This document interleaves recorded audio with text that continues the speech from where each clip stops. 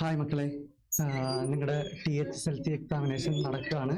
അപ്പൊ നമ്മൾ നാളെ നിങ്ങൾക്ക് ജനറൽ എഞ്ചിനീയറിംഗ് എക്സാം ആണ്. അപ്പൊ അതിന്റെ കുറച്ച് ഇമ്പോർട്ടൻ്റ് ആയിട്ട് വരുന്ന കുറച്ച് ക്വസ്റ്റ്യനുകളാണ് നമ്മൾ ഇന്ന് ഇവിടെ ഡിസ്കസ് ചെയ്യാൻ പോകുന്നത്.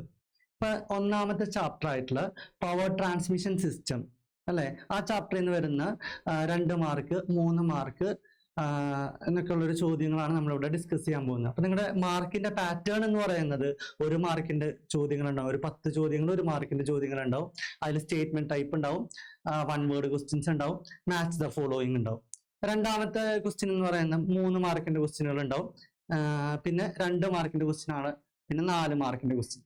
അപ്പൊ ഒന്നാമത്തെ ചാപ്റ്ററിൽ നിന്ന് വരുന്ന നമ്മളിപ്പോ ഇവിടെ ഡിസ്കസ് ചെയ്യുന്നത് 2, 3, 4 മാർക്കിന്റെ ഒക്കെ ചോദ്യങ്ങളാണ് ഇവിടെ ഡിസ്കസ് ചെയ്യുന്നത്. അപ്പൊ ഒന്നാമത്തെ ചാപ്റ്റർ പവർ ട്രാൻസ്മിഷൻ സിസ്റ്റം. അപ്പൊ അതിൽ നിന്ന് വരുന്ന ചോദിക്കാൻ സാധ്യതയുള്ള ഒരു ചോദ്യമാണ്, എന്താണ് പ്രൈം മൂവർ എന്ന് പറയുന്നത്. അപ്പൊ നിങ്ങൾക്ക് എല്ലാവർക്കും അറിയാം പ്രൈം മൂവർ എന്താ. നിങ്ങളെല്ലാം അല്ലെ, നമ്മുടെ വർക്ക്ഷോപ്പുകളിൽ നമ്മളിപ്പോ ഒരു എടുക്കാൻ വെച്ചാൽ ഒരു ഡ്രില്ലിംഗ് മെഷീൻ അല്ലെ, ആ ഡ്രില്ലിംഗ് മെഷീൻ റൺ ചെയ്യണം അല്ലെ. റൺ ചെയ്യണം എന്നുണ്ടെങ്കിൽ അതിനൊരു എനർജി സോഴ്സ് ആവശ്യമാണ് അല്ലെ. അപ്പൊ ആ എനർജി എവിടെ നിന്നാണ് നമുക്ക് കിട്ടുന്നത് അല്ലെ? ഡ്രില്ലിംഗ് മെഷീന്റെ സ്പിൻഡിൽ കറങ്ങാനായിട്ട് ആ എനർജി കിട്ടുന്നത് അല്ലെ ഇലക്ട്രിക്കൽ മോട്ടറിൽ നിന്നാണ്. അപ്പൊ മോട്ടറിന് ഒരു സ്പിൻഡിൽ ഉണ്ടാവും, അതേപോലെ തന്നെ നമ്മുടെ മെഷീൻ ഒരു സ്പിൻഡിൽ ഉണ്ടാവും. ഈ സ്പിൻഡിലായിട്ട് പുള്ളി അറ്റാച്ച് ചെയ്തിട്ടുണ്ടാവും അല്ലെ. ആ പുള്ളി ത്രൂ ബെൽറ്റ് ഇട്ട് കൊടുത്തിട്ടാണ് നമ്മൾ എന്ത് ചെയ്യുന്നത്, പവറിനെ ട്രാൻസ്മിറ്റ് ചെയ്യുന്നത്. അപ്പൊ ഇവിടെ പ്രൈം മൂവർ എന്ന് പറയുന്ന മെഷീന് പവർ കൊടുക്കണം. ആ പവർ കൊടുക്കാനായിട്ട് ആവശ്യമായിട്ടുള്ള പ്രൈം മൂവർ എന്ന് പറയുന്ന ആരാണ്? പ്രൈം മൂവർ ആരാ? ഇലക്ട്രിക് മോട്ടറാണ്. അപ്പൊ prime mover is a primary source of power that transfer energy into mechanical work അല്ലെ. ഇപ്പൊ പ്രൈം മൂവർ എന്ന് പറഞ്ഞിട്ടുണ്ടെങ്കിൽ പ്രൈമറി സോഴ്സ് ഓഫ് എനർജി ആണ് അല്ലെ. മെക്കാനിക്കൽ വർക്ക് ചെയ്യാനായിട്ട് ആവശ്യമായിട്ടുള്ള പ്രൈമറി സോഴ്സ് ഓഫ് എനർജി ആണ് എന്തെന്ന് പറയുന്നത്, നമ്മുടെ പ്രൈം മൂവർ എന്ന് പറയുന്നത്. Technically it is a machine that convert energy from thermal, electrical or pressure into mechanical form. അപ്പൊ പ്രൈം മൂവറിന്റെ എക്സാമ്പിളുകൾ എന്ന് പറയുന്നത്, പ്രൈം മൂവറിന്റെ എക്സാമ്പിളുകളാണ്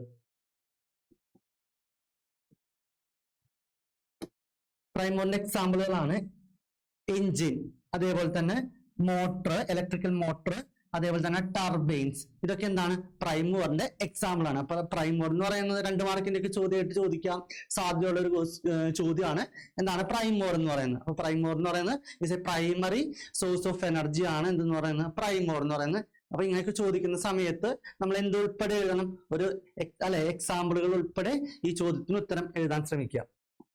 ഓക്കെ, അടുത്ത ചോദ്യമാണ് 2 മാർക്കിന്റെ ചോദ്യമായിട്ട് ചോദിക്കാവുന്ന അടുത്തൊരു ചോദ്യമാണ്, list the type of prime mover based on the source of energy utilized അല്ലെ. എനർജി യൂട്ടിലൈസ് ചെയ്യുന്നതിന്റെ അടിസ്ഥാനത്തിൽ പ്രൈം മൂവറിനെ എത്രയായിട്ടാണ് തരംതിരിച്ചിട്ടുള്ളത്? 2 ആയിട്ടാണ് തരംതിരിച്ചിട്ടുള്ളത്. ഒന്നാമത്തെ തെർമൽ പ്രൈം മൂവർ, രണ്ടാമത്തത് നോൺ തെർമൽ പ്രൈം മൂവർ കേട്ടോ. അപ്പൊ 2 ആയിട്ടാണ് എനർജി യൂട്ടിലൈസ് ചെയ്യുന്നതിന്റെ അടിസ്ഥാനത്തിൽ പ്രൈം മൂവറിനെ ക്ലാസിഫൈ ചെയ്യുന്നത്. ഒന്ന് തെർമൽ പ്രൈം മൂവർ, രണ്ടാമത്തത് നോൺ തെർമൽ പ്രൈം മൂവർ. അടുത്ത ക്വസ്റ്റ്യൻ ആണ്, നമ്മൾ പറഞ്ഞു എഞ്ചിൻ അല്ലെ, എഞ്ചിൻ ഒരു പ്രൈം മൂവർ ആണെന്ന് പറഞ്ഞു. അപ്പൊ ക്വസ്റ്റ്യൻ ഇതാണ്, write short note on external combustion engine and internal combustion engine. അപ്പൊ എന്താണ് external combustion engine and internal combustion engine എന്ന് പറയുന്നത്? അപ്പൊ ഇത് 2 മാർക്കിന്റെ ചോദ്യമായിട്ട് ചോദിക്കാവുന്ന ഒരു ചോദ്യം കൂടിയാണ്. എക്സ്റ്റേണൽ കമ്പസ്റ്റൻ എഞ്ചിൻ എന്ന് പറയുന്നത് കമ്പസ്റ്റൻ നടക്കുന്നത് അല്ലെ, എഞ്ചിന്റെ സിലിണ്ടറിനകത്ത് കമ്പസ്റ്റൻ നടക്കുന്നത് എഞ്ചിന്റെ സിലിണ്ടറിനകത്താണെന്നുണ്ടെങ്കിൽ അതിനെ നമ്മൾ ഇന്റേണൽ കമ്പസ്റ്റൻ എഞ്ചിൻ എന്ന് പറയും. എഞ്ചിന്റെ സിലിണ്ടറിനകത്ത് പുറത്ത് കമ്പസ്റ്റൻ, എഞ്ചിന്റെ സിലിണ്ടറിന് പുറത്താണ് കമ്പസ്റ്റൻ നടക്കുന്നെങ്കിൽ അതിനെ എക്സ്റ്റേണൽ കമ്പസ്റ്റൻ എഞ്ചിൻ എന്ന് പറയും. അപ്പൊ എക്സ്റ്റേണൽ കമ്പസ്റ്റൻ എഞ്ചിൻ എന്ന് പറയുന്നത് an engine in which heat energy developed by combustion of fuel take place outside the engine cylinder is known as external combustion engine. Example external combustion engine എക്സാമ്പിളുകളാണ് steam engine, അതേപോലെ തന്നെ hot air engine, steam turbine, gas turbine. ഇതൊക്കെയാണ് ഇതിന്റെ എക്സാമ്പിളുകൾ എന്ന് പറയുന്നത്, external combustion എഞ്ചിന്റെ example എന്ന് പറയുന്നത്. അപ്പൊ എക്സ്റ്റേണൽ കമ്പഷൻ എഞ്ചിൻ എന്താണ്? കമ്പസ്റ്റൻ നടക്കുന്നത് എഞ്ചിന്റെ സിലിണ്ടറിന് പുറത്താണ് കമ്പസ്റ്റൻ നടക്കുന്നതെന്നുണ്ടെങ്കിൽ അത്തരത്തിലുള്ള എഞ്ചിനുകളാണ് നമ്മൾ എന്തെന്ന് പറയുന്നത്, എക്സ്റ്റേണൽ കമ്പസ്റ്റൻ എഞ്ചിൻ എന്ന് പറയുന്നത്. എക്സാമ്പിളുകൾ കേട്ടോ, എക്സാമ്പിളുകൾ നോട്ട് ചെയ്യുക. എക്സാമ്പിളുകൾ ഏതൊക്കെയാണ്? ഒന്ന് സ്റ്റീം എഞ്ചിൻ, അതേപോലെ തന്നെ hot engine, steam turbine, gas turbine. അതേപോലെ തന്നെ അടുത്ത ഇതാണ് ഇന്റേണൽ കമ്പസ്റ്റൻ എഞ്ചിൻ എന്ന് പറയുന്നത്. അപ്പൊ ഇവിടെ കമ്പസ്റ്റൻ നടക്കുന്നത് അല്ലെ, അല്ലെങ്കിൽ എന്താണ്, ഹീറ്റ് എനർജി ഡെവലപ്പ് ചെയ്യുക, അത് കമ്പസ്റ്റൻ നടക്കുന്നത് എഞ്ചിന്റെ സിലിണ്ടറിനകത്താണെന്നുണ്ടെങ്കിൽ അത്തരത്തിലുള്ള എഞ്ചിനുകളെയാണ് എന്തെന്ന് പറയുന്നത്, ഇന്റേണൽ കമ്പസ്റ്റൻ എഞ്ചിൻ എന്ന് പറയുന്നത്. എക്സാമ്പിളുകൾ പെട്രോൾ എഞ്ചിൻ, അതേപോലെ തന്നെ ഡീസൽ എഞ്ചിൻ, ഗ്യാസ് എഞ്ചിൻ അല്ലെങ്കിൽ ഓർ ഗ്യാസ് ലൈൻ എഞ്ചിൻ. ഇതൊക്കെയാണ് ഇതിന്റെ എക്സാമ്പിളുകൾ എന്ന് പറയുന്നത്, ഇന്റേണൽ കമ്പസ്റ്റൻ എഞ്ചിൻ എക്സാമ്പിൾ എന്ന് പറയുന്നത്. ഓക്കെ, ഇനി അടുത്ത ചോദ്യമാണ്, name the 4 power transmission element in mechanical workshop. 4 power transmission mechanical വർക്ക്ഷോപ്പിൽ ഉപയോഗിക്കുന്ന 4 പവർ ട്രാൻസ്മിഷൻ എലമെന്റുകൾ. 4 പവർ ട്രാൻസ്മിഷൻ എലമെന്റുകളാണ്. ഒന്നാമത്തെ എലമെന്റ് ആണ് ബെൽറ്റ് ഡ്രൈവ്, രണ്ടാമത്തെ എലമെന്റ് ആണ് റോപ്പ് ഡ്രൈവ്, മൂന്നാമത്തെ എലമെന്റ് ആണ് ചെയിൻ ഡ്രൈവ്, അടുത്ത എലമെന്റ് ആണ് ഗിയർ ഡ്രൈവ്. ഇങ്ങനെ 4 എലമെന്റുകളാണ്.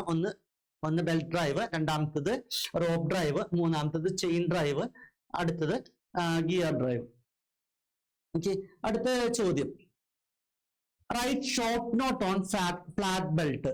ഇപ്പൊ ഫ്ലാറ്റ് ബെൽറ്റിനെ കുറിച്ചിട്ട് എന്ത് ചെയ്യാനാ പറഞ്ഞിട്ടുള്ളത്, ഷോർട്ട് നോട്ട് ചെയ്യാനാ പറഞ്ഞിട്ടുള്ളത്. അപ്പൊ ബെൽറ്റുകൾ അല്ലെ, ബെൽറ്റ് നമ്മൾ പറഞ്ഞു ബെൽറ്റ് ഡ്രൈവ്, ബെൽറ്റ് ഇട്ട് കൊടുത്തിട്ടാണ് എന്ത് ചെയ്യുന്നത്, പവർ ട്രാൻസ്മിഷൻ സാധ്യമാക്കുന്ന അത്തരം ഒരു പവർ ട്രാൻസ്മിഷൻ ആണ് ബെൽറ്റ് ഡ്രൈവ് എന്ന് പറയുന്നത്. അപ്പൊ ഇത് നമ്മൾ ബെൽറ്റ് ആണ് ഉപയോഗിക്കുന്നത്. 2 ടൈപ്പ് ഓഫ് ബെൽറ്റ് ആണ് നമ്മൾ ഇവിടെ ഉപയോഗിക്കുന്നത്. ഒന്ന് ഫ്ലാറ്റ് ബെൽറ്റും, രണ്ടാമത്തെ എലമെന്റ് ആണ് വി ബെൽറ്റ് എന്ന് പറയുന്നത്. അപ്പൊ ഇതില് ഫ്ലാറ്റ് ബെൽറ്റോ അല്ലാന്നുണ്ടെങ്കിൽ വി ബെൽറ്റോ ഒക്കെ ചോദിക്കാനായിട്ട് സാധ്യതയുള്ളൊരു ചോദ്യമാണ്.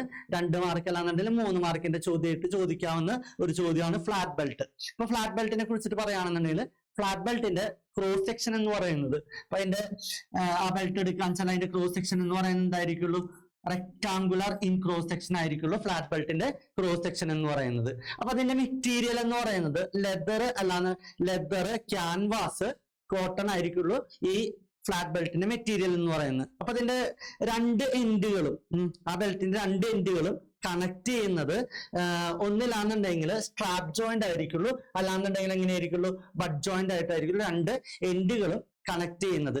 അപ്പൊ അത് യൂസ് ചെയ്യുന്നത് നമ്മുടെ ഷാഫ്റ്റുകൾ തമ്മിലുള്ള ഡിസ്റ്റൻസ് എന്ന് പറയുന്നത് എത്ര മീറ്ററിനേക്കാളും 8 മീറ്ററിനേക്കാളും അല്ലെ കൂടുതലായിരിക്കില്ല എന്തെന്ന് പറയുന്നത്, ഷാഫ്റ്റുകൾ തമ്മിലുള്ള ഡിസ്റ്റൻസ് എന്ന് പറയുന്നത്. അപ്പൊ 8 മീറ്ററിനുള്ളിലാണെന്നുണ്ടെങ്കിലുള്ള അല്ലെ ഷാഫ്റ്റുകൾ തമ്മിലുള്ള ഡിസ്റ്റൻസ് 8 മീറ്റർ ഉള്ളിലാണെന്നുണ്ടെങ്കിൽ നമ്മൾ യൂസ് ചെയ്യുന്നത് ഫ്ലാറ്റ് ബെൽറ്റ് ആയിരിക്കുള്ളൂ. അപ്പൊ ഫ്ലാറ്റ് ബെൽറ്റിൽ ഇവിടെ നിങ്ങൾ നോക്കുക, it is used when the distance between the shaft is not more than 8 meters.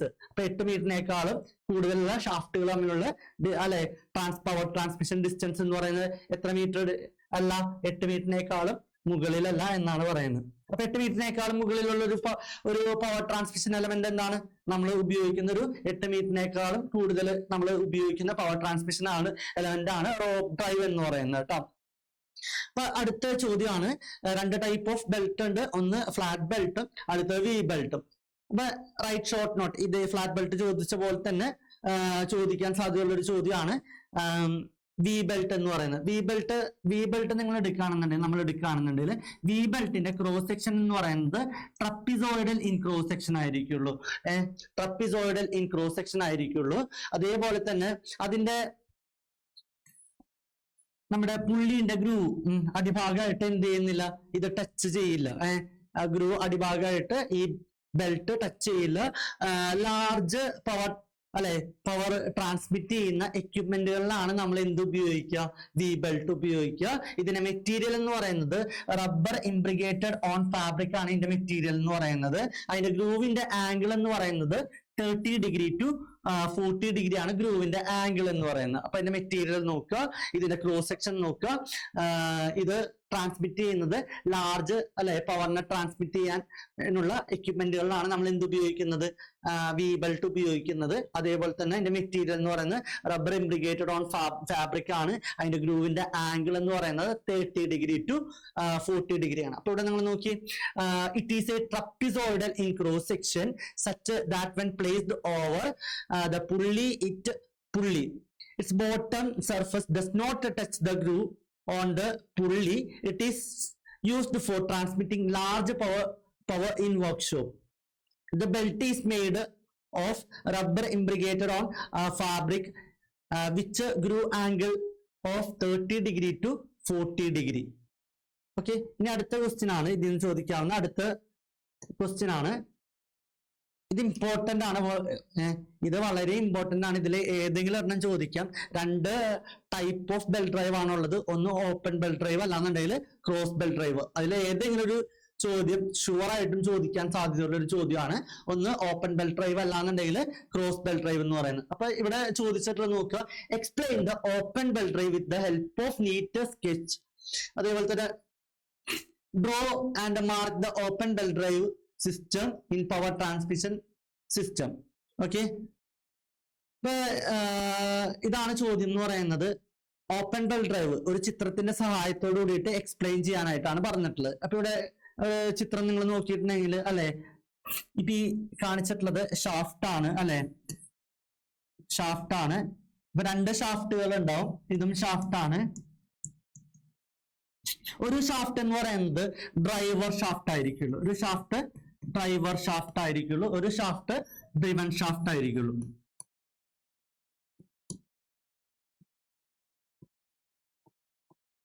Driven shaft ആയിരിക്കുള്ളൂ. രണ്ട് ആ ഷാഫ്റ്റ് ആയിട്ട് അറ്റാച്ച് ചെയ്തിട്ടുള്ള രണ്ട് പുള്ളികൾ, ഒരു പുള്ളി ഡ്രൈവർ പുള്ളിയും അടുത്ത പുള്ളി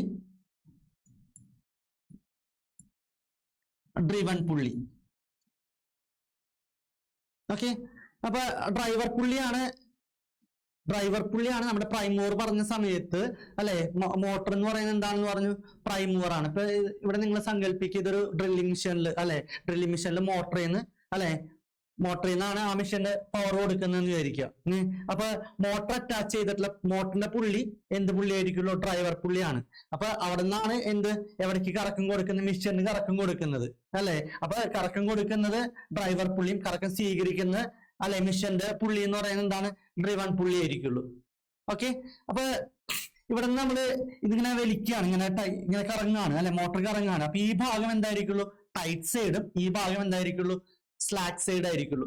അപ്പൊ ഇത് സാധാരണ ഉപയോഗിക്കുന്നത്, ഓപ്പൺ ബെൽറ്റ് ഡ്രൈവ് ഉപയോഗിക്കുന്നത്, ഷാഫ്റ്റിന്റെ അറേഞ്ച്മെന്റ് എന്ന് പറയുന്നത് പാരലൽ ആയിരിക്കുള്ളൂ. ഷാഫ്റ്റ് അറേഞ്ച്മെന്റ് പാരലൽ ആയിരിക്കുള്ളൂ. ഇതിന്റെ റൊട്ടേഷൻ എന്ന് പറയുന്നത് സെയിം ഡയറക്ഷനിലായിരിക്കുള്ളൂ. രണ്ട് പുള്ളികളുടെ റൊട്ടേഷൻ എന്ന് പറയുന്നത് ഈ പുള്ളിന്റെ അതേ ഡയറക്ഷനിലായിരിക്കുള്ളൂ ഈ പുള്ളി റൊട്ടേറ്റ് ചെയ്യുന്നത്. അപ്പൊ ഇവിടെ നിങ്ങൾ നോക്കി, open belt drive is used with the shaft arrangement in parallel and to be rotated in the same direction.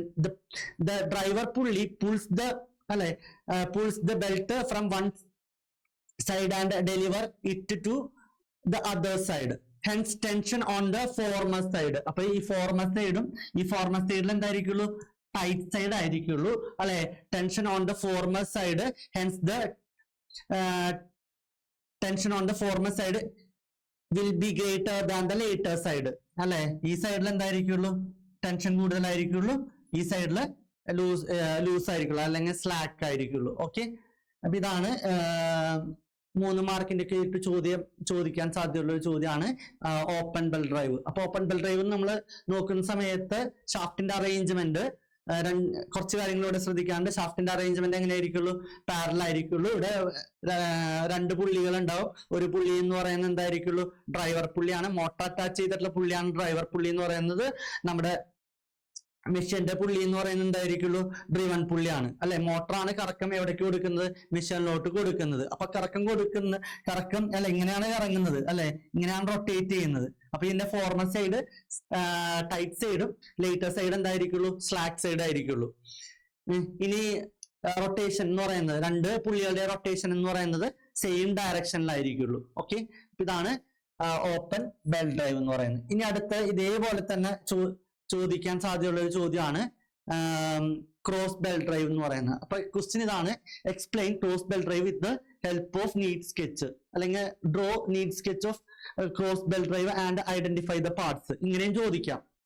ഒന്നില്ല എന്നുണ്ടെങ്കിൽ ആ ഫിഗർ മാത്രം വരയ്ക്കാനായിട്ട് ചോദിക്കാം, അല്ലാന്നുണ്ടെങ്കിൽ ഫിഗർ വരച്ചിട്ട് അത് എക്സ്പ്ലെയിൻ ചെയ്യാനായിട്ട് ചോദിക്കാം. അപ്പൊ ഫിഗർ വരയ്ക്കുന്ന സമയത്ത് ഇവിടെ രണ്ട് പുള്ളികളുണ്ട്. ആ പുള്ളികൾ അറ്റാച്ച് ചെയ്തിട്ടുള്ളത് ഒരു ഷാഫ്റ്റിലായിരിക്കുള്ളൂ. ഒന്നാമത്തെ ഷാഫ്റ്റ്, ഈ ഷാഫ്റ്റ് നമ്മൾ നേരത്തെ പറഞ്ഞ പോലെ തന്നെ ഇതൊരു ഡ്രൈവർ ഷാഫ്റ്റ് ആയിരിക്കുള്ളൂ. ഇതൊരു ഡ്രൈവർ ഷാഫ്റ്റ്. അടുത്ത ഷാഫ്റ്റ് എന്ന് പറയുന്നത് എന്തായിരിക്കുള്ളൂ? ഈ ഷാഫ്റ്റ് എന്ന് പറയുന്നത് ഡ്രിവൺ ഷാഫ്റ്റ് ആയിരിക്കുള്ളൂ. ഓക്കെ, ഇതില് ബെൽറ്റ് അറ്റാച്ച് ചെയ്തിട്ടുള്ള ഇതേപോലെ ക്രോസ് ചെയ്തിട്ടായിരിക്കുള്ളൂ ബെൽറ്റ് അറ്റാച്ച് ചെയ്യുന്നത്.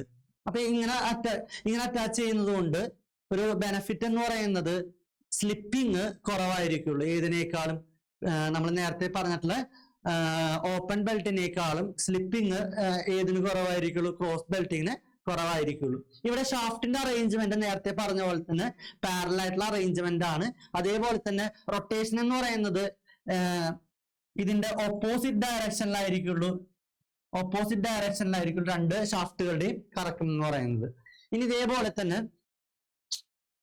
ഇവിടെ കോണ്ടാക്ട് എന്ന് പറയുന്നത്, ഈ ബെൽറ്റിന്റെ കോണ്ടാക്ട്, പുള്ളിയായിട്ടുള്ള കോണ്ടാക്ട് എന്ന് പറയുന്നത് കോണ്ടാക്ടിങ് എന്ന് പറയുന്നത് എന്താണ്? മോർ ദാൻ 180 ഡിഗ്രി ആയിരിക്കുള്ളൂ. മോർ ദാൻ 180 ഡിഗ്രി ആയിരിക്കുള്ളൂ കോണ്ടാക്ടിങ് എന്ന് പറയുന്നത്. അതേപോലെ തന്നെ ഇത് നമ്മൾ യൂസ് ചെയ്യുന്നത് അല്ലെ മോർ പവർ ട്രാൻസ്മിറ്റ് ചെയ്യുന്ന എക്യുപ്മെന്റുകളിലാണ് നമ്മൾ എന്ത് ഉപയോഗിക്കുന്നത്? ഈ പറഞ്ഞ ക്രോസ് ബെൽറ്റ് നമ്മൾ ഉപയോഗിക്കുന്നത്. ഓക്കെ, അപ്പൊ cross belt is used with the shaft arranged parallel and to be rotated in opposite direction. The driver pulley pulls the belt from one side and deliver it to the other side. The angle of contact is more than 180 degree for both the pulley and is comparatively more than open belt. It can transmit more power than open belt. Open ബെൽറ്റിനേക്കാളും more power transmit ചെയ്യാനായിട്ടുള്ള capability എന്തിനുണ്ട്? നമ്മുടെ cross belt ഡ്രൈവിന് ഉണ്ട്. അപ്പൊ അതുകൊണ്ട് തന്നെ കൂടുതൽ power transmit ചെയ്യാനായിട്ടുള്ള എക്യുപ്മെന്റുകളിലും നമ്മൾ എന്ത് ഉപയോഗിക്കാറുണ്ട്? ഈ പറഞ്ഞ ഓപ്പൺ ബെൽറ്റ്, ഈ ക്രോസ് ബെൽറ്റ് ഉപയോഗിക്കാറുണ്ട്. ഓക്കെ, അടുത്ത ക്വസ്റ്റ്യൻ ആണ്. അപ്പൊ ഇതില് കുറച്ച് കാര്യങ്ങളും ഉണ്ട്. നമ്മൾ നേരത്തെ പറഞ്ഞ പോലെ തന്നെ 4 എലമെന്റുകൾ ഉണ്ട്. അതിലത്തെ ഒരു എലമെന്റ് ആണ് പവർ ട്രാൻസ്മിഷൻ എലമെന്റ് ആയിരുന്നു ബെൽറ്റ് ഡ്രൈവ്. നമ്മൾ പറഞ്ഞു ബെൽറ്റ് ഡ്രൈവ് 2 ടൈപ്പ് ആണുള്ളത്. ഒന്ന് ഓപ്പൺ ബെൽറ്റ് ഡ്രൈവും രണ്ടാമത്തെ ക്രോസ് ബെൽറ്റ് ഡ്രൈവും. ഇത് ഏറ്റവും ഇമ്പോർട്ടന്റ് ആയിട്ട് ചോദിക്കാവുന്ന ഒരു ചോദ്യമാണ്. ഇപ്പൊ ഫിഗർ വരച്ചിട്ട് എക്സ്പ്ലെയിൻ ചെയ്യാനായിട്ട് ഇതാക്കുക. അല്ലാന്നുണ്ടെങ്കിൽ ചോദ്യം ഇങ്ങനെ ആയിരിക്കുള്ളൂ, ഫിഗർ വരച്ചിട്ട് അതിന്റെ ഭാഗങ്ങൾ ഐഡന്റിഫൈ ചെയ്യാനായിട്ടാണ് ചില സമയങ്ങളിൽ ഇത് ചോദിക്കാറുള്ളത്.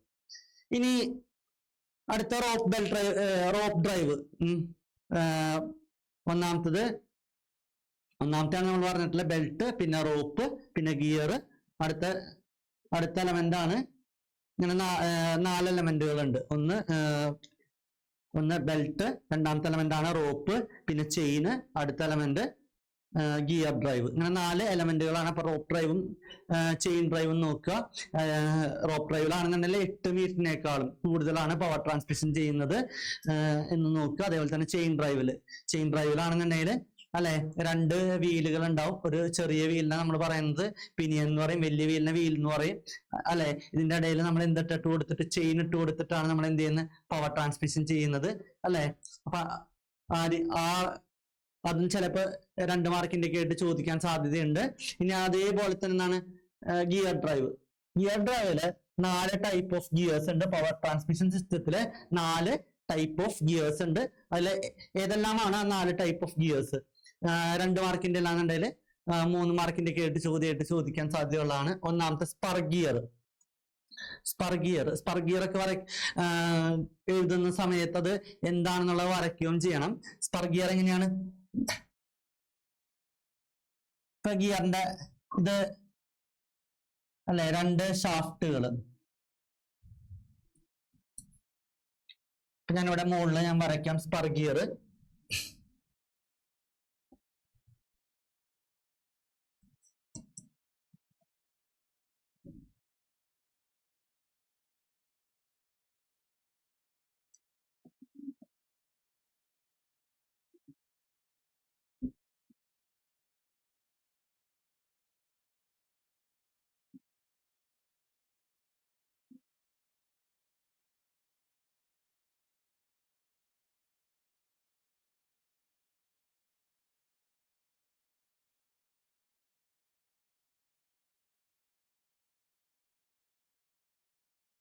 സ്പർ ഗിയറിന്റെ ആക്സിസിന് പാരലായിരിക്കുള്ളൂ ഗിയർ ടൂത്തുകൾ അറേഞ്ച് ചെയ്ത് വെച്ചിട്ടുണ്ടാവുക. അപ്പൊ ഇവിടെ ഷാഫ്റ്റ് എന്ന് പറയുന്നത് എന്തായിരിക്കുള്ളൂ? ഷാഫ്റ്റുകൾ പാരലിനെ ആയിരിക്കുള്ളൂ അറേഞ്ച് ചെയ്ത് വെച്ചിട്ടുണ്ടാവുക. പാരലായിരിക്കുള്ളൂ ഷാഫ്റ്റുകൾ ഉണ്ടാവുക.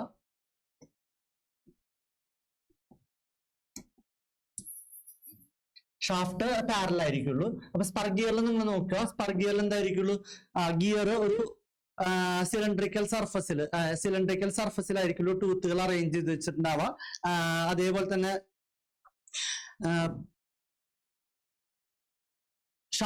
ഗിയർ ടൂത്തുകൾ ഷാഫ്റ്റിന്റെ ആക്സിന് പാരലായിരിക്കുള്ളൂ.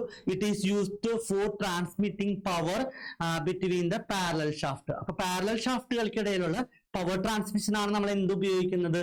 സ്പർ ഗിയർ ഉപയോഗിക്കുന്നത്. അപ്പൊ സ്പർ ഗിയറിനെ കുറിച്ച് പറയുന്ന സമയത്ത് എന്തൊക്കെ ഓർത്ത് വെക്കണം? പാരലൽ ഷാഫ്റ്റുകൾക്കിടയിലുള്ള പവർ ട്രാൻസ്മിഷൻ ആണ്. ഗിയർ ഒരു സിലിണ്ടറിക്കൽ സർഫസിലാണ് ടൂത്ത് കൊടുത്തിട്ടുണ്ടാവുക. ആ ടൂത്ത് എന്ന് പറയുന്നത് ഷാഫ്റ്റിന്റെ ആക്സിന് പാരലായിരിക്കുള്ളൂ. അതേപോലെ തന്നെ ഹെലിക്കൽ ഗിയറും നമ്മൾ നേരത്തെ പറഞ്ഞ പോലെ തന്നെ ഷാഫ്റ്റ് പാരലൽ അല്ലെ, പവർ ട്രാൻസ്മിഷൻ പാരലായിട്ടുള്ള ഷാഫ്റ്റുകൾക്കിടയിലുള്ള പവർ ട്രാൻസ്മിഷൻ ആണ്. അതേപോലെ തന്നെ ഗിയറിന്റെ ആക്സിന് നേരത്തെ പറഞ്ഞിട്ടുള്ള പാരൽ ആണെന്നുണ്ടെങ്കിൽ ഇത് ഗിയറിന്റെ ആക്സിന് ഇൻക്ലൈൻഡ് ആയിട്ടായിരിക്കുള്ളൂ ഗിയർ ടൂത്തുകൾ ഉണ്ടാവുക. ഇതിന്റെ ഒരു പ്രത്യേകത എന്ന് പറയുന്നത് ഹയർ ലോഡിനെ വിസ്റ്റാൻഡ് ചെയ്യാനായിട്ടുള്ള കേപ്പബിലിറ്റി എന്തിനുണ്ട്? ഈ ഹെലിക്കൽ ഗിയറിനുണ്ട്. അതേപോലെ തന്നെ ഹയർ സ്പീഡിൽ ഗിയറുകളൊക്കെ ടൂത്ത് ചെയ്യുന്ന സമയത്ത് സ്മൂത്ത് ആയിട്ട് നമുക്ക് എന്ത് ചെയ്യാനായിട്ട് പറ്റും? ഗിയർ എൻഗേജ് ചെയ്യാനൊക്കെ ആയിട്ട് പറ്റും. ഇപ്പൊ ഹെലിക്കൽ ഗിയറിലാണെന്നുണ്ടെങ്കിൽ അല്ലെ, helical gears are cylindrical in shape and has teeth are cut and angle to the axis of the shaft. Helical gears can take higher load and at a higher speed. അപ്പൊ higher സ്പീഡിൽ higher ലോഡിനെ നമുക്ക് എടുക്കാനായിട്ട് എന്തിനു പറ്റും? Helical ഗിയറിൽ പറ്റും. അടുത്ത bevel gear ആണെന്നുണ്ടെങ്കിൽ കോണിക്കൽ സർഫസിലായിരിക്കുള്ളൂ. ഇതേപോലെ കോണിക്കൽ സർഫസിലായിരിക്കുള്ളൂ ഗിയർ ടൂത്ത് ഉണ്ടാവുക. ഇതാണ് ബിവൽ ഗിയർ.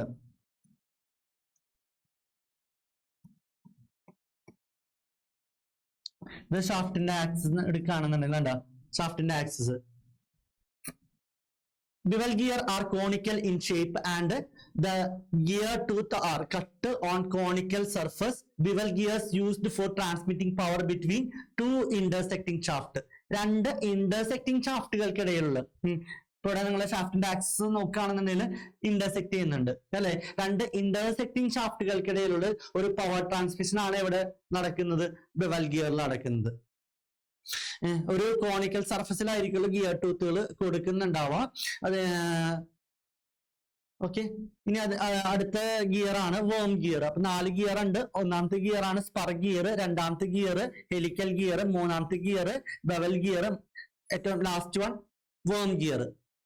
ഒന്നാമത്തെ ഗിയർ നമ്മൾ പറഞ്ഞു ഈ രണ്ട് ഗിയറുകളും എന്താണ്? പാരലൽ ഷാഫ്റ്റുകൾക്കിടയിലുള്ള പവർ ട്രാൻസ്മിഷൻ ആണ്. ഇവിടെ ഷാഫ്റ്റിന്റെ ആക്സിന് പാരലൽ ആയിട്ടാണ് ഗിയർ ടൂത്തുകൾ കൊടുത്തിട്ടുള്ളത്. ഇവിടെ ഷാഫ്റ്റിന്റെ ആക്സിന് ഇൻക്ലൈൻഡ് ആയിട്ടാണ് ഗിയർ ടൂത്തുകൾ കൊടുത്തിട്ടുണ്ടാവുക. ഇത് കോണിക്കൽ സർഫസിലാണ് ടൂത്ത് കട്ട് ചെയ്തിട്ടുണ്ടാവുക. ഷാഫ്റ്റുകൾ എങ്ങനെയാണ്? ഇന്റർസെക്ടിങ് ഷാഫ്റ്റുകൾക്കിടയിലുള്ള പവർ ട്രാൻസ്മിഷൻ ആണ്. ലാസ്റ്റ് വൺ ആണെന്നുണ്ടെങ്കിൽ power transmission between non intersecting non parallel ഷാഫ്റ്റുകൾക്കിടയിലുള്ള പവർ ട്രാൻസ്മിഷൻ ആണ് ഏതിന് ഉണ്ടാവുക? വേം ഗിയറിന് ഉണ്ടാവുക. It consist of worm and gear wheel. രണ്ട് ഇതുണ്ടാവും. ഒന്ന് വേമും ഗിയർ വീലും ഉണ്ടാവും. Worm is the smaller in diameter and helical teeth cut on it. അപ്പൊ വേമിൽ എന്തായിരിക്കുള്ളൂ? ഹെലിക്കൽ ടീത്ത് ആയിരിക്കുള്ളൂ കട്ട് ചെയ്തിട്ടുണ്ടാവുക. The gear wheel is bigger diameter and like A helical gear. അപ്പൊ അതും എന്ത് തന്നെയാണ്? ഹെലിക്കൽ ഗിയർ തന്നെയാണ്. അപ്പൊ രണ്ട് ഗിയേഴ്സ് ഉണ്ട്. ഒന്ന് വേമും ഒന്ന് ഗിയർ വീലും. ഓക്കെ, ഇതിന്റെ വേം ഗിയേഴ്സ് ആണെന്നുണ്ടെങ്കിൽ പവർ ട്രാൻസ്മിഷൻ എന്ന് പറയുന്നത് നോൺ ഇന്റർസെക്ടിങ് നോൺ പാരലൽ ഷാഫ്റ്റുകൾക്കിടയിലുള്ള പവർ ട്രാൻസ്മിഷൻ ആണ് എന്തെന്ന് പറയുന്നത് ഇതിൽ നടക്കുന്നത്. ഇപ്പൊ ഇത്രയും കാര്യങ്ങള് ഏതാണ്? ഇതിന്റെ ചോദ്യം എന്തായിരുന്നു? ഗിയർ അല്ലെ, നമ്മള് പവർ ട്രാൻസ്മിഷൻ സിസ്റ്റത്തില് ഉപയോഗിക്കുന്ന അല്ലെ gears used in power transmission system. 4 gears ആണ്. ഒന്ന് spur gear, helical gear, bevel gear, വേം ഗിയർ. ഇത് ചോദിക്കാൻ സാധ്യതയുള്ള ഒരു ചോദ്യമാണ്. പിന്നെ ഒന്നാമത്തെ ചാപ്റ്ററിൽ തന്നെ കുറച്ച് കാര്യങ്ങളും 2 മാർക്കിന്റെ ഒക്കെ ആയിട്ട് ചോദിക്കാൻ സാധ്യതയുള്ളത് ഗിയറിന്റെ നോമൻക്ലേച്ചർ. കുറച്ച് ടേമുകളുണ്ട്, കുറച്ച് ടെക്നിക്കൽ ടേമുകളുണ്ട്. പിച്ച് സർക്കിൾ, ഡയാമീറ്റർ, അഡണ്ടം, ഡിഡണ്ടം, അതേപോലെ തന്നെ മൊഡ്യൂള്, പിച്ച് പോയിന്റ്, ഗിയറിന്റെ തിക്നെസ്. ഇപ്പൊ ഈ പറഞ്ഞിട്ടുള്ള കാര്യങ്ങളിൽ നിന്ന് ഏതെങ്കിലും ഒരു ടേം ഒക്കെ തന്നിട്ട് അതെന്താണെന്ന് ഡിഫൈൻ ചെയ്യാനായിട്ട് 2 മാർക്കിന്റെ ആയിട്ട് ചോദിക്കാം. അല്ലാന്നുണ്ടെങ്കിൽ ഇതെന്താ ആ ടേം 1 വേർഡ് ഒക്കെ ആയിട്ട് ചോദിക്കാം. ഈ ടേം എന്താണെന്നൊക്കെ ഉള്ളത് 1 വേർഡ് ആയിട്ട് ആ കാര്യങ്ങളിൽ നിന്ന് ചോദിക്കാം. അപ്പൊ ആ കാര്യം കൂടി നിങ്ങൾ നോക്കുക. ഒന്നാമത്തെ ചാപ്റ്ററിൽ നിന്ന് ഇത്രയും കാര്യങ്ങൾ കവർ ചെയ്യുക. ഓക്കെ, അതിൽ നിന്ന് 1 വേർഡ് ക്വസ്റ്റ്യനുകളും പ്രതീക്ഷിക്കാം. 1 വേർഡ് നമ്മളിപ്പോ ഡിസ്കസ് ചെയ്യുന്നില്ല. അടുത്തത് രണ്ടാമത്തെ ചാപ്റ്ററാണ്. രണ്ടാമത്തെ ചാപ്റ്ററിന്റെ പേര് refrigeration and air conditioning system. രണ്ടാമത്തെ ചാപ്റ്ററിൽ നിന്ന് ചോദിക്കാൻ സാധ്യതയുള്ള 2 മാർക്കിന്റെ ചോദ്യമാണ് define the term refrigeration. Refrigeration എന്ന് പറയുന്ന ടേം ഡിഫൈൻ ചെയ്യാനായിട്ട് അല്ലെ, refrigeration the term refrigeration may be defined as the process of removing heat from the substance under controlled condition. അല്ലെ, ഹീറ്റിനെ നമ്മൾ എന്ത് ചെയ്യുക? അണ്ടർ കൺട്രോൾഡ് കണ്ടീഷൻ അല്ലെ, കണ്ടീഷനിൽ നിന്ന് ഹീറ്റിനെ റിമൂവ് ചെയ്യുന്ന ഒരു പ്രോസസ് ആണ് എന്ന് പറയുന്നത് റെഫ്രിജറേഷൻ എന്ന് പറയുന്നത്. ഇപ്പൊ refrigeration may be defined as the process of removing heat from the substance under controlled condition. It also include the process of reducing and maintaining the temperature of the body below the general temperature of its surroundings. അപ്പൊ എന്ത് maintain ചെയ്യുക? നമ്മുടെ temperature maintain ചെയ്യുക. നമ്മുടെ സറൗണ്ടിങ്ങിലെ ടെമ്പറേച്ചറിനേക്കാളും താഴെ temperature maintain ചെയ്യുക. അതേപോലെ തന്നെ താഴെ ടെമ്പറേച്ചറിലോട്ട് എത്തിക്കുക എന്നുള്ളതാണ് ഇതെന്ന് പറയുന്നത് റെഫ്രിജറേഷൻ എന്ന് പറയുന്നത് ഉദ്ദേശിക്കുന്നത്. ഓക്കെ, ഇത് 2 മാർക്കിന്റെ ആയിട്ട് ചോദിക്കാറുള്ള ഒരു ചോദ്യമാണ്. ഇതേപോലെ തന്നെ ഇമ്പോർട്ടന്റ് ആയിട്ടുള്ള ഒരു ചോദ്യമാണ് list any 6 type of refrigeration system. ഇപ്പൊ ഒരു 10 ടൈപ്പ് ഓഫ് റെഫ്രിജറേഷൻ സിസ്റ്റം ഉണ്ട് നമുക്ക് പഠിക്കാനായിട്ടുള്ള. ആ ടേമുകൾ മാത്രം പഠിച്ചാൽ മതി. അതിൽ ഏതെങ്കിലും ഒരു 6 ടൈപ്പ് ഓഫ് റെഫ്രിജറേഷൻ സിസ്റ്റം 2 മാർക്കിന്റെ ഒക്കെ ആയിട്ട് ചോദിക്കാൻ സാധ്യതയുള്ള ഒരു ചോദ്യമാണ്. ഒന്നാമത്തെ റെഫ്രിജറേഷൻ സിസ്റ്റം ആണ് vapour compression refrigeration system or mechanical refrigeration system. അടുത്ത റെഫ്രിജറേഷൻ സിസ്റ്റം ആണ് വേപ്പർ അബ്സോർപ്ഷൻ റെഫ്രിജറേഷൻ സിസ്റ്റം. അടുത്തതാണ് എയർ റെഫ്രിജറേഷൻ സിസ്റ്റം. അടുത്ത റെഫ്രിജറേഷൻ സിസ്റ്റം ആണ് വാട്ടർ വേപ്പർ റെഫ്രിജറേഷൻ സിസ്റ്റം. അടുത്ത റെഫ്രിജറേഷൻ സിസ്റ്റം ആണ് ഡ്രൈ ഐസ് റെഫ്രിജറേഷൻ സിസ്റ്റം. അടുത്ത refrigeration system ആണ് ice refrigeration system. ഇങ്ങനെ ഒരു 6 ടൈപ്പ് ഓഫ് റെഫ്രിജറേഷൻ സിസ്റ്റം. ഇത് എന്താണെന്നുള്ളത് ജസ്റ്റ് ഒന്ന് അതിന്റെ പേരുകൾ മാത്രം മെൻഷൻ ചെയ്താൽ മതി. 6 ടൈപ്പ് ഓഫ് റെഫ്രിജറേഷൻ സിസ്റ്റം. ഒരു 10 ടൈപ്പോളം ഉണ്ട്. അപ്പൊ അതിൽ നിന്ന് ഒരു 6 ടൈപ്പ് നിങ്ങൾ കൃത്യമായിട്ട് പഠിച്ചു തന്നെ വെക്കുക. ഓക്കെ, അടുത്ത ഇമ്പോർട്ടന്റ് ആയിട്ടുള്ള 3 മാർക്കിന്റെ ഒക്കെ ആയിട്ട് ചോദിക്കാൻ സാധ്യതയുള്ള ഇമ്പോർട്ടന്റ് ആയിട്ടുള്ള ഒരു ചോദ്യമാണ് briefly explain the working of vapor compression refrigeration system with a neat sketch. അപ്പൊ ഒരു ചിത്രത്തിന്റെ സഹായത്തോട് കൂടിയിട്ട് എന്ത് വിശദീകരിക്കാനാണ് പറഞ്ഞിട്ടുള്ളത്? വേപ്പർ കംപ്രഷൻ റെഫ്രിജറേഷൻ സിസ്റ്റത്തിനെ കുറിച്ചിട്ട് വിശദീകരിക്കാനാണ് പറഞ്ഞിട്ടുള്ളത്. ഇപ്പൊ വേപ്പർ കംപ്രഷൻ റെഫ്രിജറേഷൻ സിസ്റ്റം നമ്മൾ വിശദീകരിക്കുന്ന സമയത്ത് അതിന്റെ മേജർ ആയിട്ട് 4 കോമ്പണന്റുകൾ ഉണ്ട്.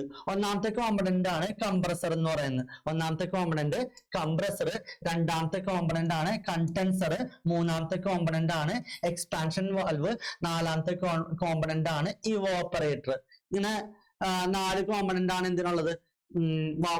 വേപ്പർ കംപ്രഷൻ റെഫ്രിജറേഷൻ സിസ്റ്റത്തിനുള്ളത്. അപ്പൊ vapour compression refrigeration system consists of a compressor, condenser, expansion valve and evaporator. Okay, ഇനി ഓരോ കോമ്പണന്റിൽ എന്തൊക്കെയാണ് നടക്കുന്നത് എന്നുള്ളതാണ്. കംപ്രസറില് low pressure vapour refrigerant enters the compressor. കംപ്രസറിൽ എന്ത് എൻ്റർ ചെയ്യുന്നുണ്ട്? ലോ പ്രഷർ വേപ്പർ റെഫ്രിജറന്റ് ആണ് കംപ്രസറിൽ എൻ്റർ ചെയ്യുന്നത്. ഈ വേപ്പർ റെഫ്രിജറന്റിനെ അല്ലെ കംപ്രസർ കംപ്രസ് ചെയ്യുന്ന സമയത്ത് ഇവിടുത്തെ എന്ത് ഇൻക്രീസ് ചെയ്യും? പ്രഷറും ടെമ്പറേച്ചറും ഇൻക്രീസ് ചെയ്യും. ഏതിന്റെ? വേപ്പർ റെഫ്രിജറന്റിന്റെ പ്രഷറും ടെമ്പറേച്ചറും ഇൻക്രീസ് ചെയ്യും. then ഇത് എവിടേക്ക് പാസ് ചെയ്യും? കണ്ടൻസറിലോട്ട് പാസ് ചെയ്യും. കണ്ടൻസറിലോട്ട് പാസ് ചെയ്യുന്ന സമയത്ത് ഈ വേപ്പർ സ്റ്റേറ്റിൽ നിന്ന് അത് എന്ത് സ്റ്റേറ്റിലോട്ട് മാറും? ലിക്വിഡ് സ്റ്റേറ്റിലോട്ട് ഏത് മാറും? നമ്മുടെ റെഫ്രിജറന്റ് മാറും. ഇനി ഈ കണ്ടൻസറിൽ നിന്ന് നേരെ എക്സ്പാൻഷൻ വാൽവ് ആയിട്ട് ഇവാപ്പറേറ്ററിലോട്ടാണ് എത്തുന്നത്. ഇവിടെ എക്സ്പാൻഷൻ വാൽവിലോട്ട് എത്തുന്ന സമയത്ത് ഇതിന്റെ പ്രഷറും, നമ്മുടെ റെഫ്രിജറന്റിന്റെ പ്രഷറും അതേപോലെ തന്നെ ടെമ്പറേച്ചറും എക്സ്പാൻഷൻ വാൽവ് റിഡ്യൂസ് ചെയ്യും. അതേപോലെ തന്നെ അത് എവിടേക്ക് പോകും? നമ്മുടെ ഇവാപ്പറേറ്ററിലോട്ട് പോകും. ഇവാപ്പറേറ്ററിലോട്ട് എൻ്റർ ചെയ്യുന്ന സമയത്ത് ഇവിടെ നമ്മുടെ എന്തായി? ഇവിടെ സ്റ്റേറ്റ് ചേഞ്ച് ചെയ്തിട്ടുണ്ട്. എന്ത് സ്റ്റേറ്റിൽ നിന്ന് എന്ത് സ്റ്റേറ്റിലോട്ട് ആയിട്ടുണ്ട്? കണ്ടൻസറിൽ അല്ലെ, ഇവിടെ വേപ്പർ സ്റ്റേറ്റിൽ നിന്ന് ലിക്വിഡ് സ്റ്റേറ്റിലോട്ടായി. ഇവിടെ എത്തുന്നത് ഇവാപ്പറേറ്ററിലോട്ട് എത്തുന്നത് ലിക്വിഡ് സ്റ്റേറ്റിലോട്ടായിരിക്കും ഇവാപ്പറേറ്റർ. അത് ഇവാപ്പറേറ്റ് ചെയ്തിട്ട് സറൗണ്ടിങ്സിലുള്ള അല്ലാന്നുണ്ടെങ്കിൽ ഹീറ്റിനൊക്കെ അബ്സോർബ് ചെയ്യും, എന്നിട്ട് ഇവോപ്പറേറ്റ് ചെയ്യും. ഓക്കെ, ഇത് നേരെ എവിടേക്ക് പോകും? കംപ്രസറിലോട്ട് പോകും. ഈ ഒരു പ്രോസസ്സ് എന്ന് പറയുന്നത് ഒരു സൈക്ലിക് ആയിട്ടുള്ള ഒരു പ്രോസസ്സാണ്. ഇതാണ് എന്തിന്റെ വർക്കിംഗ് എന്ന് പറയുന്നത്? ഒരു വേപ്പർ കംപ്രഷൻ റെഫ്രിജറേഷൻ സിസ്റ്റത്തിന്റെ വർക്കിംഗ് എന്ന് പറയുന്നത്. ഇത് ഇമ്പോർട്ടന്റ് ആണ്. ഓക്കെ, ഒന്നുകൂടിയും പറയാം. ഇതിന്റെ മേജർ കോമ്പണന്റ് എന്ന് പറയുന്നത് ഒരു കംപ്രസർ ഉണ്ടായിരിക്കും, കണ്ടൻസർ ഉണ്ടായിരിക്കും, എക്സ്പാൻഷൻ വാൽവ് ഉണ്ടാവും, ഒരു ഇവാപ്പറേറ്റർ ഉണ്ടാവും. കംപ്രസറിൽ എത്തുന്നത് എന്തായിരിക്കുള്ളൂ? ഇവാപ്പറേറ്ററിൽ നിന്ന് വരുന്ന എന്ത് റെഫ്രിജറന്റ് ആയിരിക്കുള്ളൂ? വേപ്പർ റെഫ്രിജറന്റ് ആണ്. വേപ്പർ റെഫ്രിജറന്റ് അല്ലെ, ലോ പ്രഷർ വേപ്പർ റെഫ്രിജറന്റ് ആയിരിക്കുള്ളൂ. ഇവിടെ കംപ്രസ് ചെയ്യുന്ന സമയത്ത് അതിന്റെ ടെമ്പറേച്ചറും പ്രഷറും ഇൻക്രീസ് ചെയ്തിട്ട് അതിനെ എവിടേക്ക് പാസ് ചെയ്യും? കണ്ടൻസറിലോട്ട് പാസ് ചെയ്യും. കണ്ടൻസറിലോട്ട് എത്തുന്നത് വേപ്പർ റെഫ്രിജറന്റ് ആണ്. കണ്ടൻസറിൽ അത് ഇവിടെ എത്തുന്ന സമയത്ത് എന്താ? ഈ വേപ്പർ സ്റ്റേറ്റിൽ നിന്ന് അല്ലെ ലിക്വിഡ് സ്റ്റേറ്റിലോട്ട് ഇത് മാറും. ഇത് എവിടേക്ക് പാസ് ചെയ്യും? എക്സ്പാൻഷൻ വാൽവിലോട്ട് എത്തുന്ന സമയത്ത് ഇതിന്റെ പ്രഷറും ടെമ്പറേച്ചറും റെഡ്യൂസ് ചെയ്യും. എന്നിട്ട് എവിടേക്ക് പോകും? ഇവാപ്പറേറ്ററിലോട്ട് പോകും. ഇവാപ്പറേറ്ററിൽ നടക്കുന്ന എന്താണ്? ഇവിടെ സ്റ്റേറ്റ് ചേഞ്ച് ആവും അല്ലെ. ലിക്വിഡ് സ്റ്റേറ്റിൽ നിന്ന് എന്ത് സ്റ്റേറ്റിലോട്ട് മാറും? വേപ്പർ സ്റ്റേറ്റിലോട്ട് മാറും അല്ലെ. അപ്പൊ ഇതാണ് എന്തെന്ന് പറയുന്നത്? ഇതാണ് ഒരു വേപ്പർ കംപ്രഷൻ റെഫ്രിജറേഷൻ സിസ്റ്റത്തിന്റെ വർക്കിംഗ് എന്ന് പറയുന്നത്. ഓക്കെ, ഇമ്പോർട്ടന്റ് ആണ് കേട്ടോ.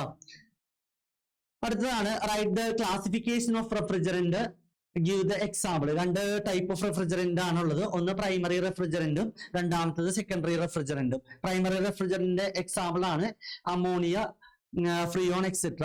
അതേപോലെ തന്നെ സെക്കൻഡറി റെഫ്രിജറന്റിന്റെ എക്സാമ്പിൾ ആണ് ബ്രെയിൻ വാട്ടർ, H2O, അതേപോലെ തന്നെ കാൽഷ്യം ക്ലോറൈഡ് സൊല്യൂഷൻ. ഇതൊക്കെയാണ് ഇതിന്റെ എക്സാമ്പിൾ എന്ന് പറയുന്നത്, സെക്കൻഡറി റെഫ്രിജറന്റിന്റെ എക്സാമ്പിളുകൾ. അപ്പൊ 2 റെഫ്രിജറന്റ് 2 ക്ലാസിഫിക്കേഷൻ ആണ്. ഒന്ന് പ്രൈമറി റെഫ്രിജറന്റും അടുത്ത സെക്കൻഡറി റെഫ്രിജറന്റും. അടുത്ത ചോദിക്കാൻ സാധ്യതയുള്ള ഒരു ചോദ്യമാണ് list important factors affecting for comfort air conditioning. ഒരു കംഫേർട്ട് എയർ കണ്ടീഷനിങ്ങിന്റെ ഇമ്പോർട്ടന്റ് ആയിട്ടുള്ള ഫാക്ടേഴ്സ് ആണ് ചോദിച്ചിട്ടുള്ളത്. ഒന്നാമത്തെ ഫാക്ടർ എന്ന് പറയുന്നത് ടെമ്പറേച്ചർ ഓഫ് എയർ, രണ്ടാമത്തെ ഫാക്ടറാണ് ഹ്യൂമിഡിറ്റി ഓഫ് എയർ, മൂന്നാമത്തെ ഫാക്ടറാണ് പ്യൂരിറ്റി ഓഫ് എയർ, അടുത്ത ഫാക്ടറാണ് മോഷൻ ഓഫ് എയർ. ഇങ്ങനെ 4 ഫാക്ടേഴ്സ് ആണ് കംഫർട്ട് എയർ കണ്ടീഷനിങ്ങിനുള്ളത്. ഓക്കെ, അപ്പൊ ഇത് ചോദിക്കാൻ സാധ്യതയുള്ള ഒരു ചോദ്യമാണ്.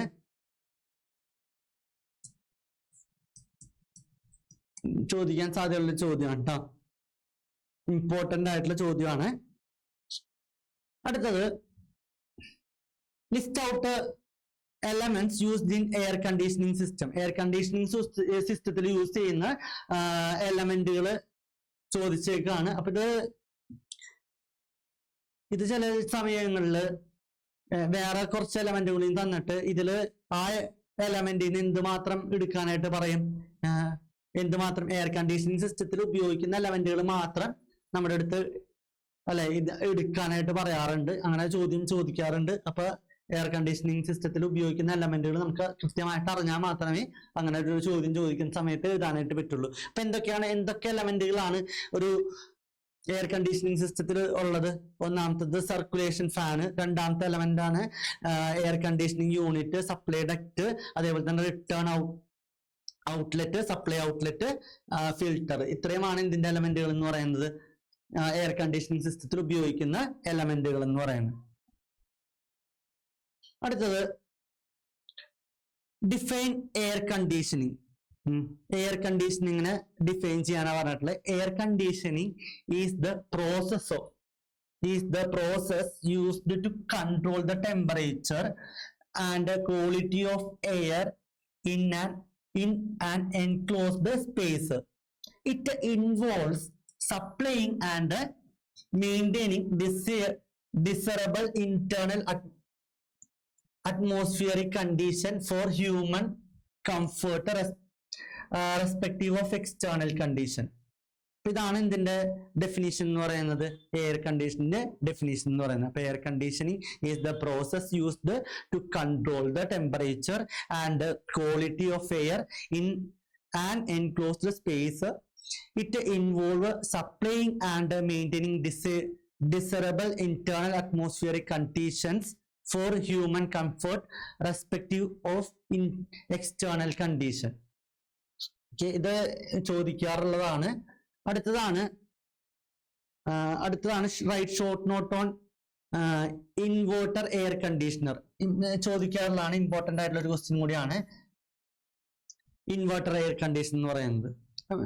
ഇപ്പൊ ഇൻവേർട്ടർ എയർ കണ്ടീഷൻ എന്ന് പറയുന്നത് നമ്മള് കംപ്രസറിന്റെ അതിലൊരു കംപ്രസർ ഉണ്ടാവും. ആ കംപ്രസറിന്റെ സ്പീഡിനെ കൺട്രോൾ ചെയ്യുന്നത് ഒരു മൈക്രോ പ്രോസസർ ആയിരിക്കുള്ളൂ. കംപ്രസറിന്റെ സ്പീഡിനെ കൺട്രോൾ ചെയ്യുക.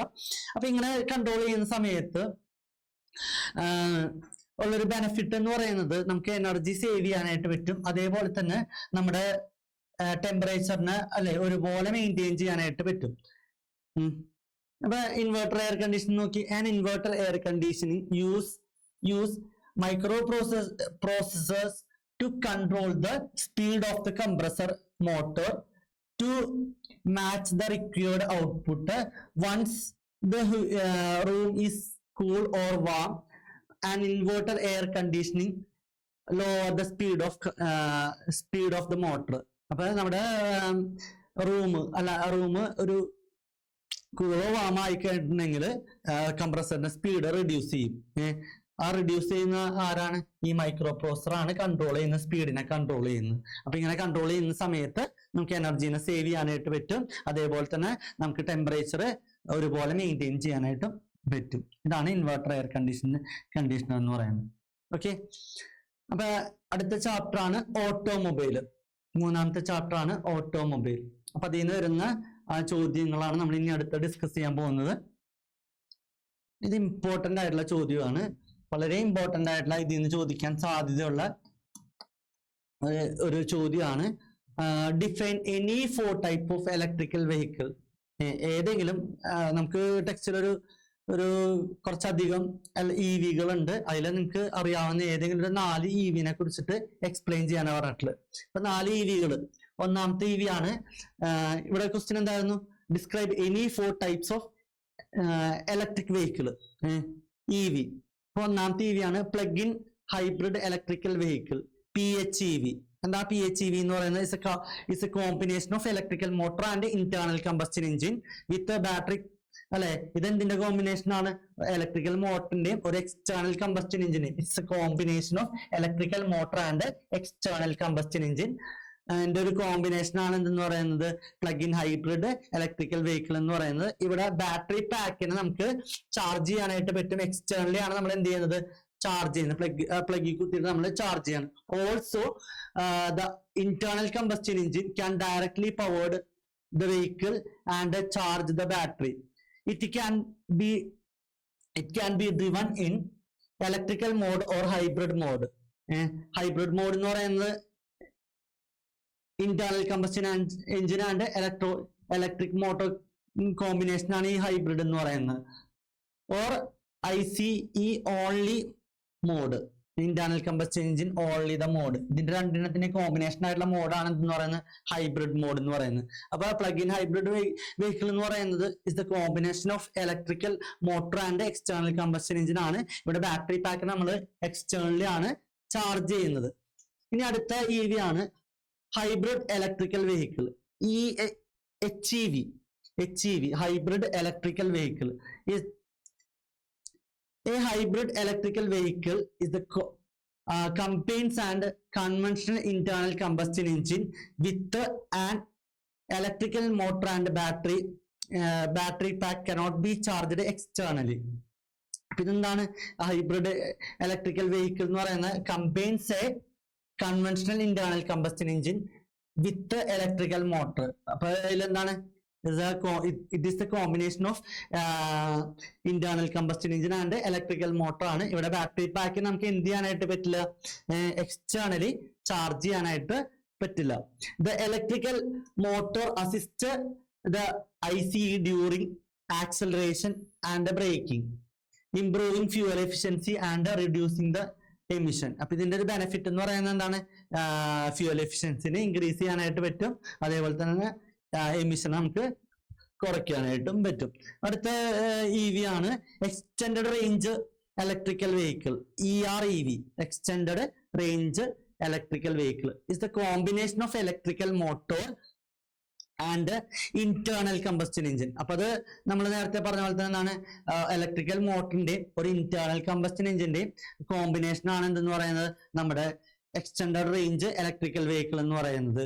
ഇവിടെ battery pack can be charged externally. അപ്പൊ ഇതിനെ നമുക്ക് എന്ത് ചെയ്യാനായിട്ട് പറ്റും?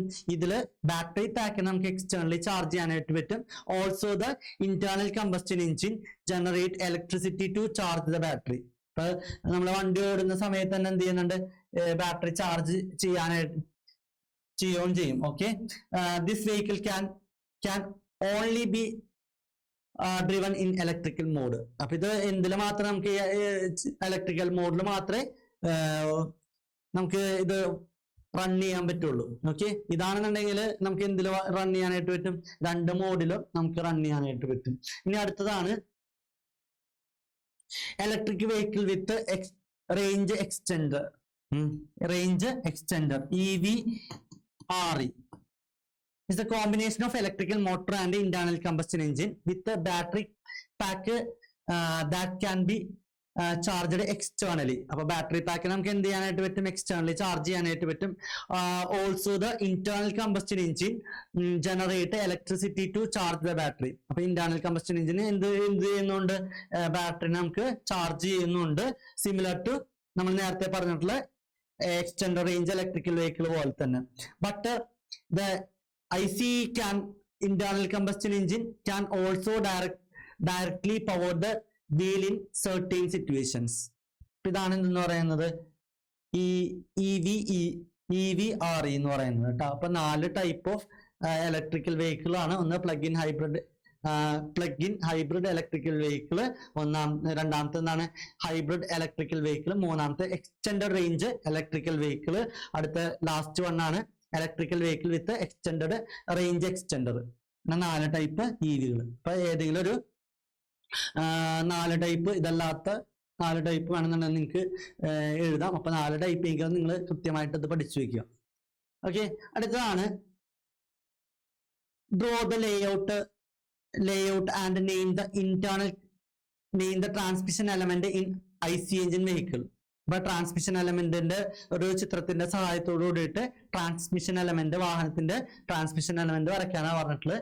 അപ്പൊ അത് ചോദിക്കാറുള്ള ഒരു ചോദ്യമാണ്. അപ്പോ ട്രാൻസ്മിഷൻ എലമെന്റുകൾ ഓർഡർ ആയിട്ട് കൃത്യമായിട്ട് അറിഞ്ഞിരിക്കണം. ഒന്നാമത്തെ ട്രാൻസ്മിഷൻ എലമെന്റ് ആണ് ക്ലച്ച് എന്ന് പറയുന്നത്. രണ്ടാമത്തെ ട്രാൻസ്മിഷൻ എലമെന്റ് ആണ് പ്രൊപ്പല്ലർ ഷാഫ്റ്റ്. ഒന്നാമത്തെ ട്രാൻസ്മിഷൻ എലമെന്റ്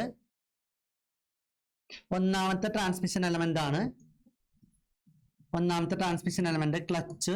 രണ്ടാമത്തെ ട്രാൻസ്മിഷൻ എലമെന്റ് ആണ് ഗിയർ ബോക്സ്. മൂന്നാമത്തെ ട്രാൻസ്മിഷൻ എലമെന്റ് ആണ് പ്രൊപ്പല്ലർ ഷാഫ്റ്റ്. നാലാമത്തെ ട്രാൻസ്മിഷൻ എലമെന്റ് ആണ് യൂണിവേഴ്സൽ ജോയിന്റ്, UV ജോയിന്റ്. അടുത്ത ട്രാൻസ്മിഷൻ എലമെന്റ് ആണ് ഡിഫറൻഷ്യൽ.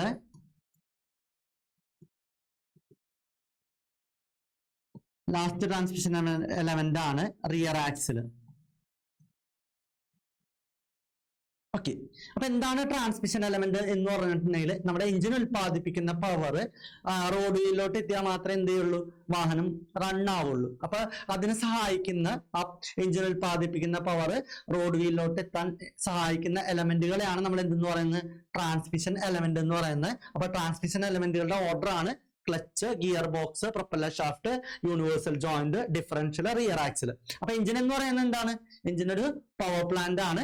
അപ്പൊ എഞ്ചിനിൽ നിന്നാണ് ആ പവറിനെ എവിടേക്ക് ട്രാൻസ്മിറ്റ് ചെയ്യുന്നത്, നമ്മുടെ ഈ റോഡ് വീലിലോട്ട് ട്രാൻസ്മിറ്റ് ചെയ്യുന്നത്. ഓക്കെ, അപ്പൊ ഈ ചിത്രം നോക്കുന്ന സമയത്ത് ഇവിടെ എഞ്ചിൻ ഉണ്ട് അല്ലെ. എഞ്ചിൻ കഴിഞ്ഞിട്ട് അടുത്ത ട്രാൻസ്മിഷൻ എലമെന്റ് ആണ് ക്ലച്ച് എന്ന് പറയുന്നത്. ക്ലച്ച് കഴിഞ്ഞിട്ടാണ് ഗിയർ ബോക്സ് ഉള്ളത്. ക്ലച്ചിന്റെ ഫംഗ്ഷൻ എന്ന് പറയുന്നത് എന്താണ്, ക്ലച്ചാണ് എൻഗേജ് ചെയ്യുക അല്ലെ, എൻഗേജ് ചെയ്യുന്നു, ഡിസെൻഗേജ് ചെയ്യുന്നു. എഞ്ചിൻ ഉൽപ്പാദിപ്പിക്കുന്ന പവർ ഗിയർ ബോക്സിലോട്ട് എത്താൻ സഹായിക്കുന്ന എലമെന്റ് ആണ് എന്തെന്ന് പറയുന്നത്, ക്ലച്ച് എന്ന് പറയുന്നത്. അപ്പൊ എൻഗേജ് ചെയ്യുക, ഡിസെൻഗേജ് ചെയ്യുക. എഞ്ചിന്റെ പവർ വേണ്ടാന്നുണ്ടെങ്കിൽ നമുക്ക് എന്ത് ചെയ്യാനായിട്ട് പറ്റും, ക്ലച്ച് ഉപയോഗിച്ചിട്ട് എൻഗേജ് ചെയ്യുക, ഡിസെൻഗേജ് ചെയ്യുക എന്നുള്ളതാണ് ക്ലച്ചിന്റെ ഫംഗ്ഷൻ എന്ന് പറയുന്നത്. ഗിയർ ബോക്സ് ആണ് അടുത്ത എലമെന്റ് ആണ് ഗിയർ ബോക്സ് എന്ന് പറയുന്നത്. ഗിയർ ബോക്സിന്റെ ലൊക്കേഷൻ എന്ന് പറയുന്നത്, ക്ലച്ചിന്റെ ലൊക്കേഷൻ എവിടെയായിരുന്നു, ഗിയർ ബോക്സിന്റെയും എഞ്ചിന്റെയും ഇടയിലാണ് ക്ലച്ചിന്റെ ലൊക്കേഷൻ എന്ന് പറയുന്നത്. ഗിയർ ബോക്സിന്റെ ലൊക്കേഷൻ എന്ന് പറയുന്നത് ക്ലച്ചിന്റെയും പ്രൊപ്പല്ലർ ഷാഫ്റ്റിന്റെ ഇടയിലാണ് ഗിയർ ബോക്സിന്റെ ലൊക്കേഷൻ എന്ന് പറയുന്നത്. ഗിയർ ബോക്സിൽ നമ്പർ ഓഫ് ഗിയേഴ്സ് ഉണ്ടാവും. ഗിയർ ബോക്സിന്റെ ഫംഗ്ഷൻ എന്ന് പറയുന്നത് നമുക്ക് അല്ലെ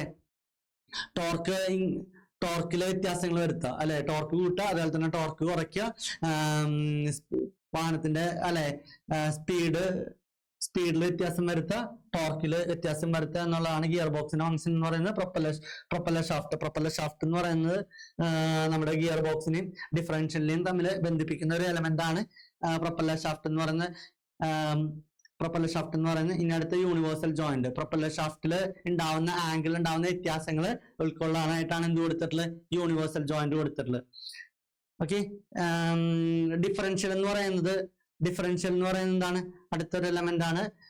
ഡിഫറൻഷ്യലിന്റെ ഫംഗ്ഷൻ എന്ന് പറയുന്നത് നമ്മുടെ പ്രൊപ്പല്ലർ ഷാഫ്റ്റിന്റെ റൊട്ടേറ്റിംഗ് മോഷനെ ആംഗുലർ മോഷൻ ആയിട്ട് കൺവേർട്ട് ചെയ്യുന്ന ഡിഫറൻഷ്യലിലാണ്. അതേപോലെ തന്നെ വണ്ടി സ്ട്രേറ്റ് ഹെഡ് പൊസിഷനിൽ പോകുന്ന സമയത്ത് രണ്ട് വീലുകളുടെയും സ്പീഡ് ഒരുപോലെ ആയിരിക്കും. അതേപോലെ തന്നെ വാഹനം ടേൺ ചെയ്യുന്ന സമയത്ത് ഇന്നർ വീലിനേക്കാളും കൂടുതൽ ടേൺ ചെയ്യാനായിട്ട് സഹായിക്കുന്ന ഒരു എലമെന്റ് ആണ് എന്ന് പറയുന്നത് ഡിഫറൻഷ്യൽ എന്ന് പറയുന്നത്. ഓക്കെ, അടുത്ത എലമെന്റ് ആണ് റിയർ ആക്സിൽ എന്ന് പറയുന്നത്. റിയർ ആക്സിലിന്റെ ഫംഗ്ഷൻ എന്ന് പറയുന്നത് ഡിഫറൻഷ്യലിനെയും അതേപോലെ തന്നെ റോഡ് വീലിനെയും കണക്ട് ചെയ്യുന്ന ഒരു പവർ ട്രാൻസ്മിഷൻ എലമെന്റ് ആണ് റിയർ ആക്സിൽ എന്ന് പറയുന്നത്. ഓക്കെ, ഇത് ഇമ്പോർട്ടന്റ് ആയിട്ട് ചോദിക്കാൻ സാധ്യതയുള്ള ഒരു ചോദ്യമാണ്. Transmission element in IC engine vehicle എന്ന് പറയുന്നത്. ഓക്കെ, അടുത്ത ക്വസ്റ്റ്യൻ എന്ന് പറയുന്നത് നമ്മൾ നേരത്തെ പറഞ്ഞിട്ടുള്ള ക്ലച്ച് നിങ്ങൾ കണ്ടിട്ടുണ്ടാവും അല്ലെ. ഈ ഒരു എലമെന്റ് ആണ് ക്ലച്ച് എന്ന് പറയുന്നത്. Define clutch and list it's type അല്ലെ.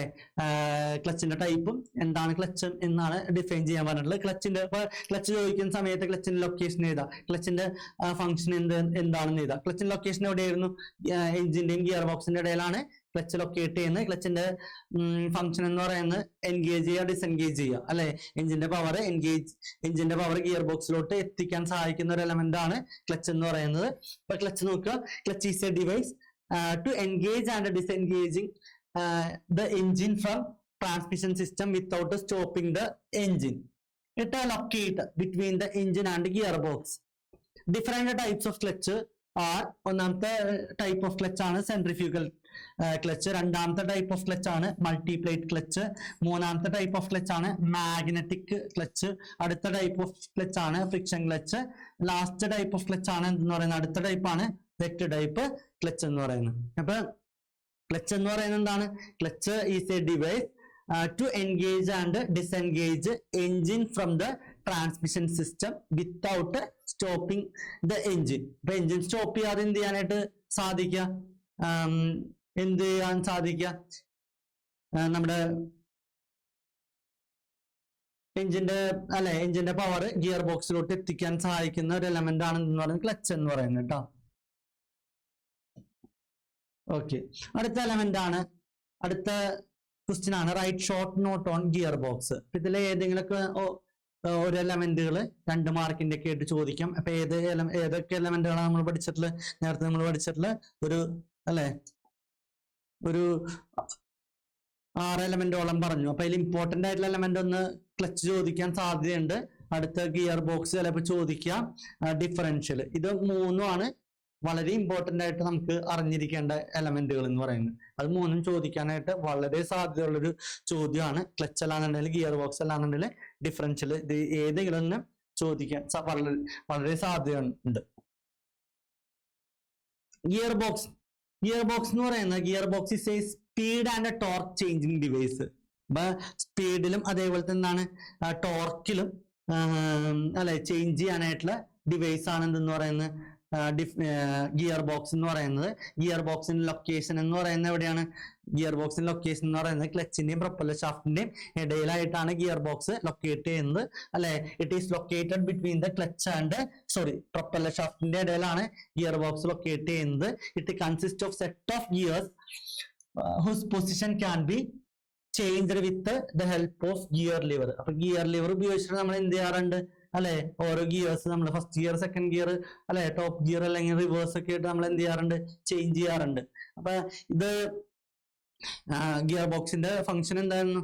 ഗിയർ ബോക്സ് സ്പീഡിൽ വ്യത്യാസം ഉണ്ടാക്കുക അല്ലെ ടോർക്കിൽ വ്യത്യാസം ഉണ്ടാക്കലാണ് ഇതിന്റെ ഫംഗ്ഷൻ എന്ന് പറയുന്നത്, ഗിയർ ബോക്സിന്റെ ഫംഗ്ഷൻ എന്ന് പറയുന്നത്. അപ്പൊ നമുക്ക് ടോർക്ക് എന്തായിരുന്നു? ടോർക്ക് എന്ന് പറയുന്നത് റൊട്ടേഷണൽ എഫക്ട് ഓഫ് ഫോഴ്സ് ആണ് ടോർക്ക് എന്ന് പറയുന്നത് അല്ലെ. അപ്പൊ നമുക്ക് ഒരു കയറ്റൊക്കെ കയറുന്ന സമയത്ത് കൂടുതൽ ടോർക്ക് ആവശ്യമായിട്ട് വരും അല്ലെ. അപ്പൊ നമുക്ക് ഫസ്റ്റ് ഗിയർ ഒക്കെ ആണെന്നുണ്ടെങ്കിൽ ടോർക്ക് കൂടുതലായിരിക്കുള്ളൂ. ടോപ്പ് ഗിയറിലാണെന്നുണ്ടെങ്കിൽ എന്തായിരിക്കുള്ളൂ? ടോർക്ക് കുറവായിരിക്കുള്ളൂ. പക്ഷെ സ്പീഡ് എന്തായിരിക്കുള്ളൂ? ടോപ്പ് ഗിയറിൽ കൂടുതലായിരിക്കുള്ളൂ. ഓക്കെ, അപ്പൊ അതാണ് ഗിയർ ബോക്സ് എന്ന് പറയുന്നത്. ഗിയർ ബോക്സ് ചോദിക്കാൻ സാധ്യതയുള്ള ഒരു ചോദ്യമാണ്. അടുത്ത എലമെന്റ് ആണ് ട്രാൻസ്മിഷൻ എലമെന്റ് ആണ് ഡിഫറൻഷ്യൽ എന്ന് പറയുന്നത്. അപ്പൊ ഡിഫറൻഷ്യൽ എന്തായിരുന്നു?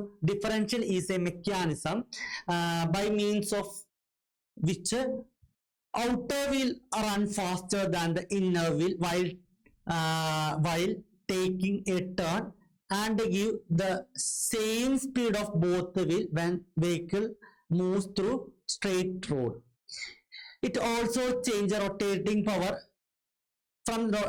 from propeller shaft at right angle towards the driving wheel.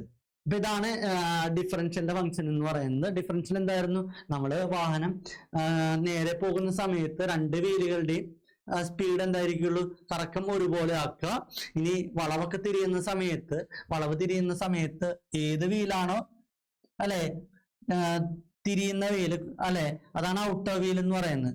Outer wheel കൂടുതൽ ടേൺ ചെയ്യുക, ഇന്നർ വീല് കുറച്ച് ടേൺ ചെയ്യുക. ഇല്ലാന്നുണ്ടെങ്കിൽ എന്ത് പറ്റും? വണ്ടി മറയാനായിട്ട് മറയും. അപ്പൊ അത് ഒഴിവാക്കാനായിട്ട് സഹായിക്കുന്നതാണ് ഇന്നർ വീൽ. നമ്മൾ എന്ത് ചെയ്യും? ഇന്നർ വീലിനെ ഹോൾഡ് ചെയ്തിട്ട് ഔട്ടർ വീല് ഇന്നർ വീലിനേക്കാളും കൂടുതൽ ടേൺ ചെയ്യാനായിട്ട് സഹായിക്കുന്ന എലമെന്റ് ആണ് ഡിഫറൻഷ്യൽ എന്ന് പറയുന്നത്. മാത്രമല്ല പ്രൊപ്പല്ലർ ഷാഫ്റ്റിന്റെ കറക്കം എന്ന് പറയുന്നത് റൊട്ടേറ്റിംഗ് ഇങ്ങനെ റൊട്ടേറ്റ് ചെയ്യാണ്. ഈ റൊട്ടേഷനെ നമ്മള് ഇവിടെ നിങ്ങൾ നോക്കിയിട്ടുണ്ടെങ്കിൽ ഇങ്ങനെയല്ലേ, ഇതാണ് പ്രൊപ്പല്ലർ ഷാഫ്റ്റ് എന്ന് പറയുന്നത്. പ്രൊപ്പല്ലർ ഷാഫ്റ്റ് റൊട്ടേറ്റ് ചെയ്യാണ്. ഇവിടെ റൈറ്റ് ആംഗിളിലോട്ട് ഈ പവറിനെ ട്രാൻസ്മിറ്റ് ചെയ്യാൻ സഹായിക്കുന്ന ഒരു എലമെന്റും കൂടിയാണ് നമ്മുടെ എന്തെന്ന് പറയുന്നത് ഡിഫറൻഷ്യൽ എന്ന് പറയുന്നത്. അപ്പൊ ഡിഫറൻഷ്യലും വളരെ ഇമ്പോർട്ടന്റ് ആയിട്ടുള്ള ചോദിക്കാൻ സാധ്യതയുള്ളൊരു ചോദ്യമാണ് ഡിഫറൻഷ്യൽ, ഗിയർ ബോക്സ്, അതേപോലെ തന്നെ ക്ലച്ച്. ഇത് ഈ മൂന്ന് പവർ ട്രാൻസ്മിഷൻ എലമെന്റുകൾ കൃത്യമായിട്ട് അറിഞ്ഞിരിക്കുക, വളരെ ഇമ്പോർട്ടന്റ് ആണ്. അടുത്ത ചാപ്റ്റർ എന്ന് പറയുന്നത് 4ാമത്തെ ചാപ്റ്റർ ഇന്റേണൽ കമ്പസ്റ്റൻ എഞ്ചിൻ. ഇപ്പൊ ഇന്റേണൽ കമ്പസ്റ്റൻ എഞ്ചിനിൽ നിന്നൊക്കെ 4 മാർക്കിന്റെ ഒക്കെ ചോദ്യങ്ങളും 3 മാർക്കിന്റെ ചോദ്യങ്ങളും 2 മാർക്കിന്റെ ഒക്കെ ചോദ്യങ്ങളൊക്കെ ആയിട്ട് ഈ ചാപ്റ്ററിൽ നിന്ന് പ്രതീക്ഷിക്കാവുന്ന ഒരു ചാപ്റ്ററും കൂടിയാണ്. ഒന്നാമത്തെ ചോദ്യമാണ് describe any 2 components of IC engine. അപ്പൊ കുറെ കോമ്പണന്റുകൾ ഉണ്ട് അല്ലെ, IC എഞ്ചിനിൽ കുറെ കോമ്പണന്റുകൾ ഉണ്ട്. അതിൽ ഏതെങ്കിലും 2 കോമ്പണന്റുകൾ നമ്മുടെ അടുത്ത് എഴുതാൻ പറഞ്ഞിട്ടുള്ളത്. അപ്പൊ ഏതൊക്കെ കോമ്പണന്റുകളാണ് IC എഞ്ചിനുള്ളത്? ഒന്ന് അല്ലെ, എഞ്ചിന്റെ സിലിണ്ടർ ഉണ്ട്, സിലിണ്ടർ ഹെഡ് ഉണ്ട്. അടുത്ത കോമ്പണന്റ് ഏതാ? 3ാമത്തെ കോമ്പണന്റ് ആണ്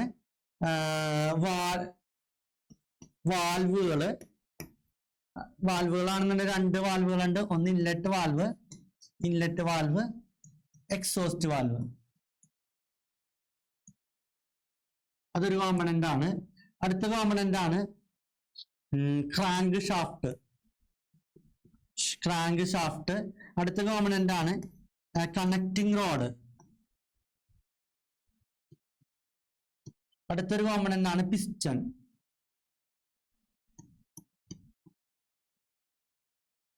ഇത്രയും കോമ്പണന്റുകളാണ് എന്തിനുള്ളത്? നമ്മുടെ IC എഞ്ചിനുള്ളത്. ഒന്നാമത്തെ സിലിണ്ടർ എന്ന് പറയുന്നത് സിലിണ്ടറിക്കൽ ഇൻ ഷേപ്പ്, ഇതേപോലെ സിലിണ്ടറിക്കൽ ഇൻ ഷേപ്പ് ആയിരിക്കുള്ള സിലിണ്ടർ ഉണ്ടാവുക. ഈ സിലിണ്ടറിനകത്താണ് പിസ്റ്റൺ റെസിപ്രോക്കേറ്റ് ചെയ്യുന്നത് അല്ലെ, പിസ്റ്റൺ റെസിപ്രോക്കേറ്റ്സ് ഇന്നിറ്റ്. ഇതിന്റെ ഉള്ളിലാണ് എന്ത് ചെയ്യുന്നത്? പിസ്റ്റൺ റെസിപ്രോക്കേറ്റ് ചെയ്യുന്നത്. അതേപോലെ തന്നെ നമ്മുടെ ഫ്യൂല് ബേൺ ചെയ്യുന്നതും പവർ ഡെവലപ്പ് ചെയ്യുന്നതും എവിടെയാണ്? എഞ്ചിന്റെ സിലിണ്ടറിനകത്താണ്. കത്തുന്ന ഭാഗത്തിന് അല്ലെ, എഞ്ചിന്റെ സിലിണ്ടറിനകത്ത് ഫ്യൂല് ബേൺ ചെയ്യുന്ന ഒരു ഭാഗത്തിന് നമ്മൾ പറയുന്ന പേരാണ് കമ്പസ്റ്റൻ ചേംബർ എന്ന് പറയും. അപ്പൊ സിലിണ്ടർ എന്താണ്? It is in cylindrical in shape and the piston reciprocates in it. The fuel is burned and the power is developed in the cylinder, so it is called a combustion chamber. ഇതാണ് cylinder എന്ന് പറയുന്നത്. അടുത്ത component ആണ് cylinder head എന്ന് പറയുന്നത് നമുക്ക് ഒരു എഞ്ചിന്റെ ഒരു ടോപ്പ് കവർ ആണെന്ന് പറയാം അല്ലെ, സിലിണ്ടർ ഹെഡ് എന്ന് പറയുന്നത്. അപ്പൊ ഇതില് സിലിണ്ടർ ഹെഡിൽ കുറെ കാര്യങ്ങൾ അടങ്ങിയിട്ടുണ്ട്. ഒന്നാമത്തെ ഇതെന്ന് പറയുന്ന വാൽവുകളൊക്കെ സിലിണ്ടർ ഹെഡിലായിരിക്കും. ഇൻലെറ്റ് വാലും എക്സോസ്റ്റ് വാലും, അതേപോലെ തന്നെ നമ്മുടെ സ്പാർക്ക് പ്ലഗ്, പെട്രോൾ എഞ്ചിനിലാണെന്നുണ്ടെങ്കിൽ സ്പാർക്ക് പ്ലഗ്, ഡീസൽ എഞ്ചിനിലാണെന്നുണ്ടെങ്കിൽ ഫ്യൂൽ ഇഞ്ചക്ടറിന്റെ ഒക്കെ അല്ലെ, അതൊക്കെ പിടിപ്പിക്കാനായിട്ടുള്ള ത്രെഡഡ് ഹോളൊക്കെ പ്രൊവൈഡ് ചെയ്തിട്ടുള്ള എവിടെ ആയിരിക്കുള്ളൂ? നമ്മുടെ സിലിണ്ടർ ഹെഡിലാണ്. The cylinder head is the top cover of the engine cylinder. It houses the inlet and exhaust valve. Provisions are provided for placing spark plug for petrol and fuel injector for diesel engine. അപ്പൊ നമ്മുടെ petrol എഞ്ചിനിലാണെന്നുണ്ടെങ്കിൽ spark പ്ലഗിനുള്ള provision, diesel എഞ്ചിനിലാണെന്നുണ്ടെങ്കിൽ ഇഞ്ചക്ടറിനുള്ള threaded provisions ഒക്കെ എവിടെ ആയിരിക്കും ഉണ്ടാവുക? സിലിണ്ടർ ഹെഡിലായിരിക്കുള്ളൂ. ഇനി അടുത്ത എലമെന്റുകൾ നോക്കുകയാണെന്നുണ്ടെങ്കിൽ പിസ്റ്റൺ ആണ് സിലിണ്ടറിനകത്ത് റെസിപ്രോക്കേറ്റ് ചെയ്യുന്ന ഒരു മെമ്പറാണ് പിസ്റ്റൺ എന്ന് പറയുന്നത്. പിസ്റ്റന്റെ ടോപ്പിലായിരിക്കുള്ള നമ്മുടെ ഗ്യാസ് ഫോഴ്സ് ഒക്കെ ആക്ട് ചെയ്യുന്നത് അല്ലെ. അപ്പൊ അതാണ് പിസ്റ്റൺ എന്ന് പറയുന്നത്. ഇനി അടുത്തത് എന്താണ്? കണക്റ്റിംഗ് റോഡ് എന്ന് പറയുന്നത് നമ്മുടെ ക്രാങ്ക് ഷാഫ്റ്റിനെയും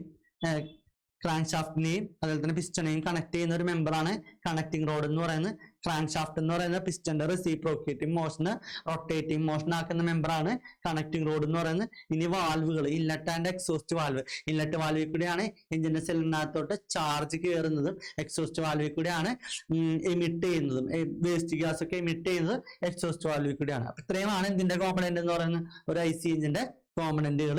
അപ്പൊ അത് കൃത്യമായിട്ട് ഏതെങ്കിലുമൊക്കെ 2 എണ്ണം ഇങ്ങനെ ചോദിക്കുന്ന സമയത്ത് അറിയാവുന്ന 2 എണ്ണം എഴുതാം.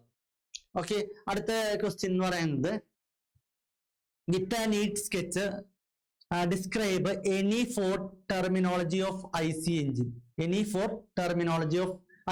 അപ്പൊ ഒരു IC എഞ്ചിന്റെ 4 ടെർമിനോളജികൾ ഒരു ചിത്രത്തിന്റെ സഹായത്തോട് കൂടിയിട്ട് വരയ്ക്കാനാണ് പറഞ്ഞിട്ടുള്ളത്. അപ്പൊ ഒരു ചിത്രം വരയ്ക്കുക. ഇതേപോലെ ഒരു ചിത്രം ഞാൻ വരയ്ക്കുകയാണ്.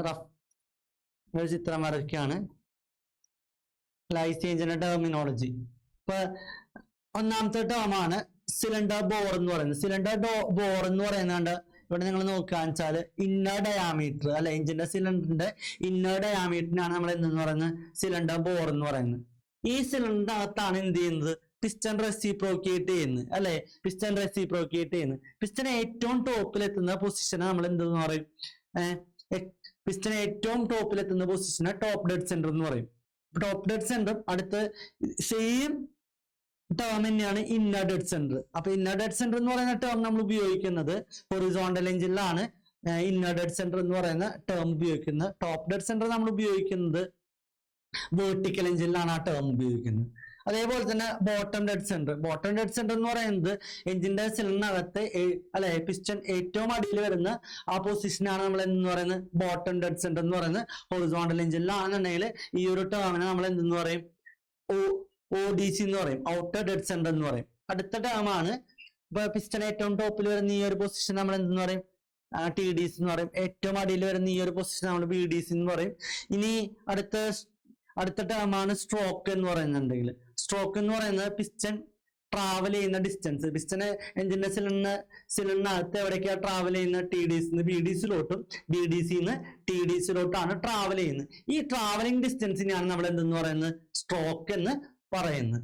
ഓക്കെ, അപ്പൊ എഞ്ചിന്റെ 4 ടെർമിനോളജികളാണ് ഈ പറഞ്ഞിട്ടുള്ള cylinder bore, top dead centre, bottom dead centre, stroke എന്ന് പറയുന്നത്. ഓക്കെ, ഇനി ഒരു ടേമും കൂടി നമ്മുടെ ടെക്സ്റ്റിലുണ്ട്, ക്ലിയറൻസ് വോളിയം എന്നൊക്കെ പറയുന്നത്. അപ്പൊ അതൊക്കെ കൃത്യമായിട്ട് നോക്കുക. ഇങ്ങനെ ചോദിക്കുന്ന സമയത്ത് ഇനി അടുത്ത ചോദ്യം, with neat sketch explain the cycle of operation of 4 stroke petrol engine.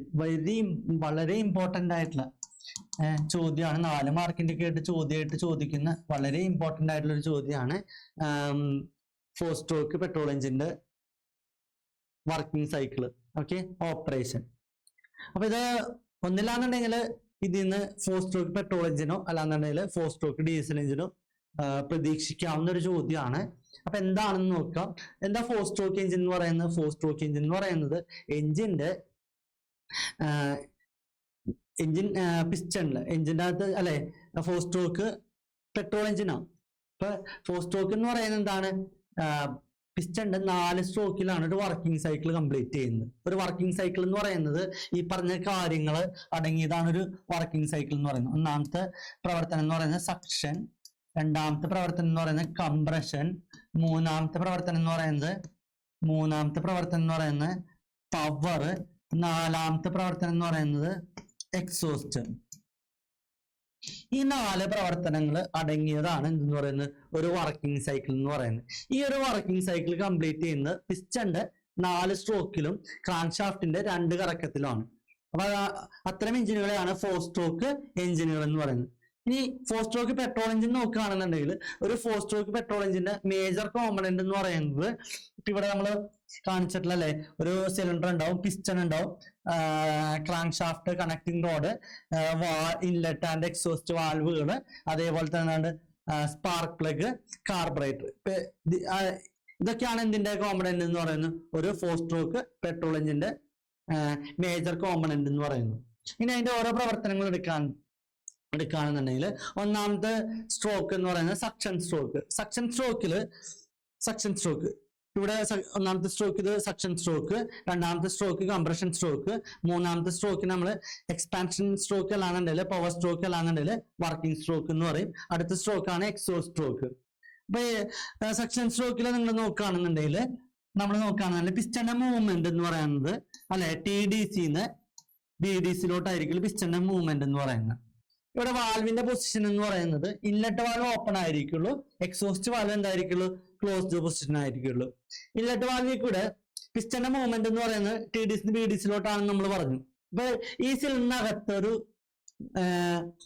ഒരു വാക്വം ഉണ്ടാവുന്നുണ്ട് അല്ലെ, പിസ്റ്റണും സിലിണ്ടറും തമ്മിലൊരു എയർ ടൈറ്റ് ആയിട്ടുള്ള ഒരു കോമ്പണന്റ് ആണ്. അടിയിലോട്ട് പോകുന്ന സമയത്ത് ഇതിന്റെ അകത്ത് എന്തുണ്ടാവുന്നുണ്ട് ഒരു പ്രഷർ ഡിഫറൻസ് അല്ലെ, അറ്റ്മോസ്ഫിയറിക് പ്രഷറിനേക്കാളും ഇൻസൈഡിലെ പ്രഷർ എന്തായിരിക്കുള്ളൂ, കുറവായിരിക്കുള്ളൂ. അപ്പൊ അവിടെ എന്തെങ്കിലും ടെൻസ് ടു അല്ലെ എന്തെങ്കിലും വലിച്ചെടുക്കാനുള്ള ഒരു ടെൻഡൻസി ഉണ്ടാവും. അപ്പൊ പിസ്റ്റന്റെ മൂവ്മെന്റ് അല്ലെ ടി ഡി ബി ഡിസിലോട്ട് പോകുന്ന സമയത്ത് ഇൻലെറ്റ് വാൽവിൽ കൂടെ പെട്രോൾ എഞ്ചിനിൽ എയറും അല്ലെ എയർ പ്ലസ് ഫ്യൂവൽ ആണ് വലിച്ചെടുക്കുന്നത് അല്ലെ, എയർ പ്ലസ് ഫ്യൂവൽ ആണ് എന്ത് ചെയ്യുന്നത് സിലിണ്ടറിനകത്തോട്ട് എൻ്റർ ചെയ്യുന്നത്.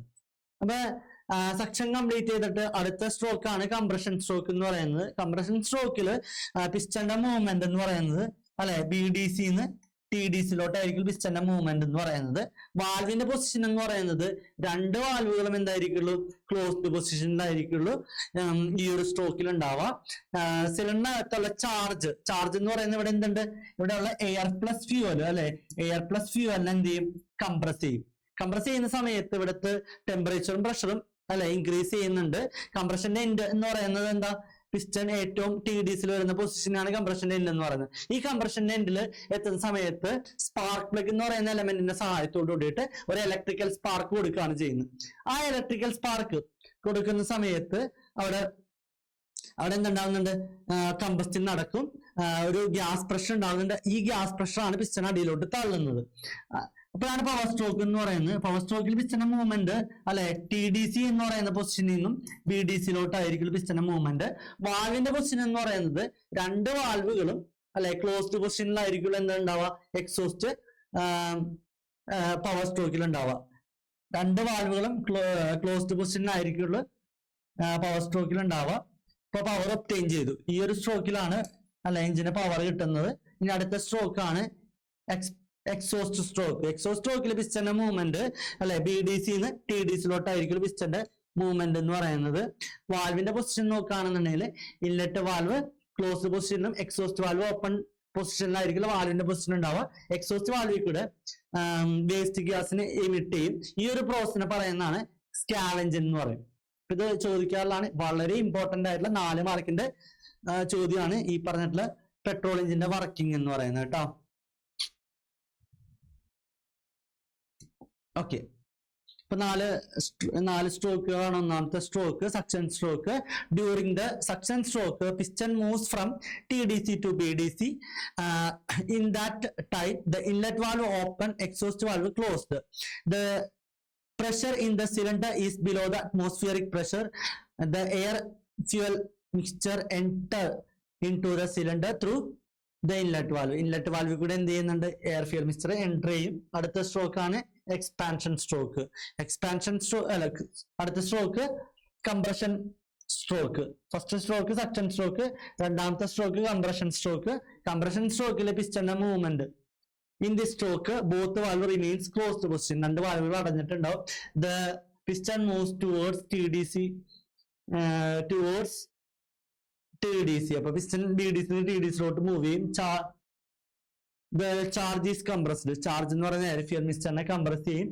The pressure and temperature of the charge increase due to the compression ചെയ്യുന്ന സമയത്ത് പ്രഷറും ടെമ്പറേച്ചറും ഇൻക്രീസ് ചെയ്യും. At the end of the കംപ്രഷന്റെ എൻഡില് ഇലക്ട്രിക്കൽ സ്പാർക്ക് അല്ലെ initiate spark which ignites the mixture.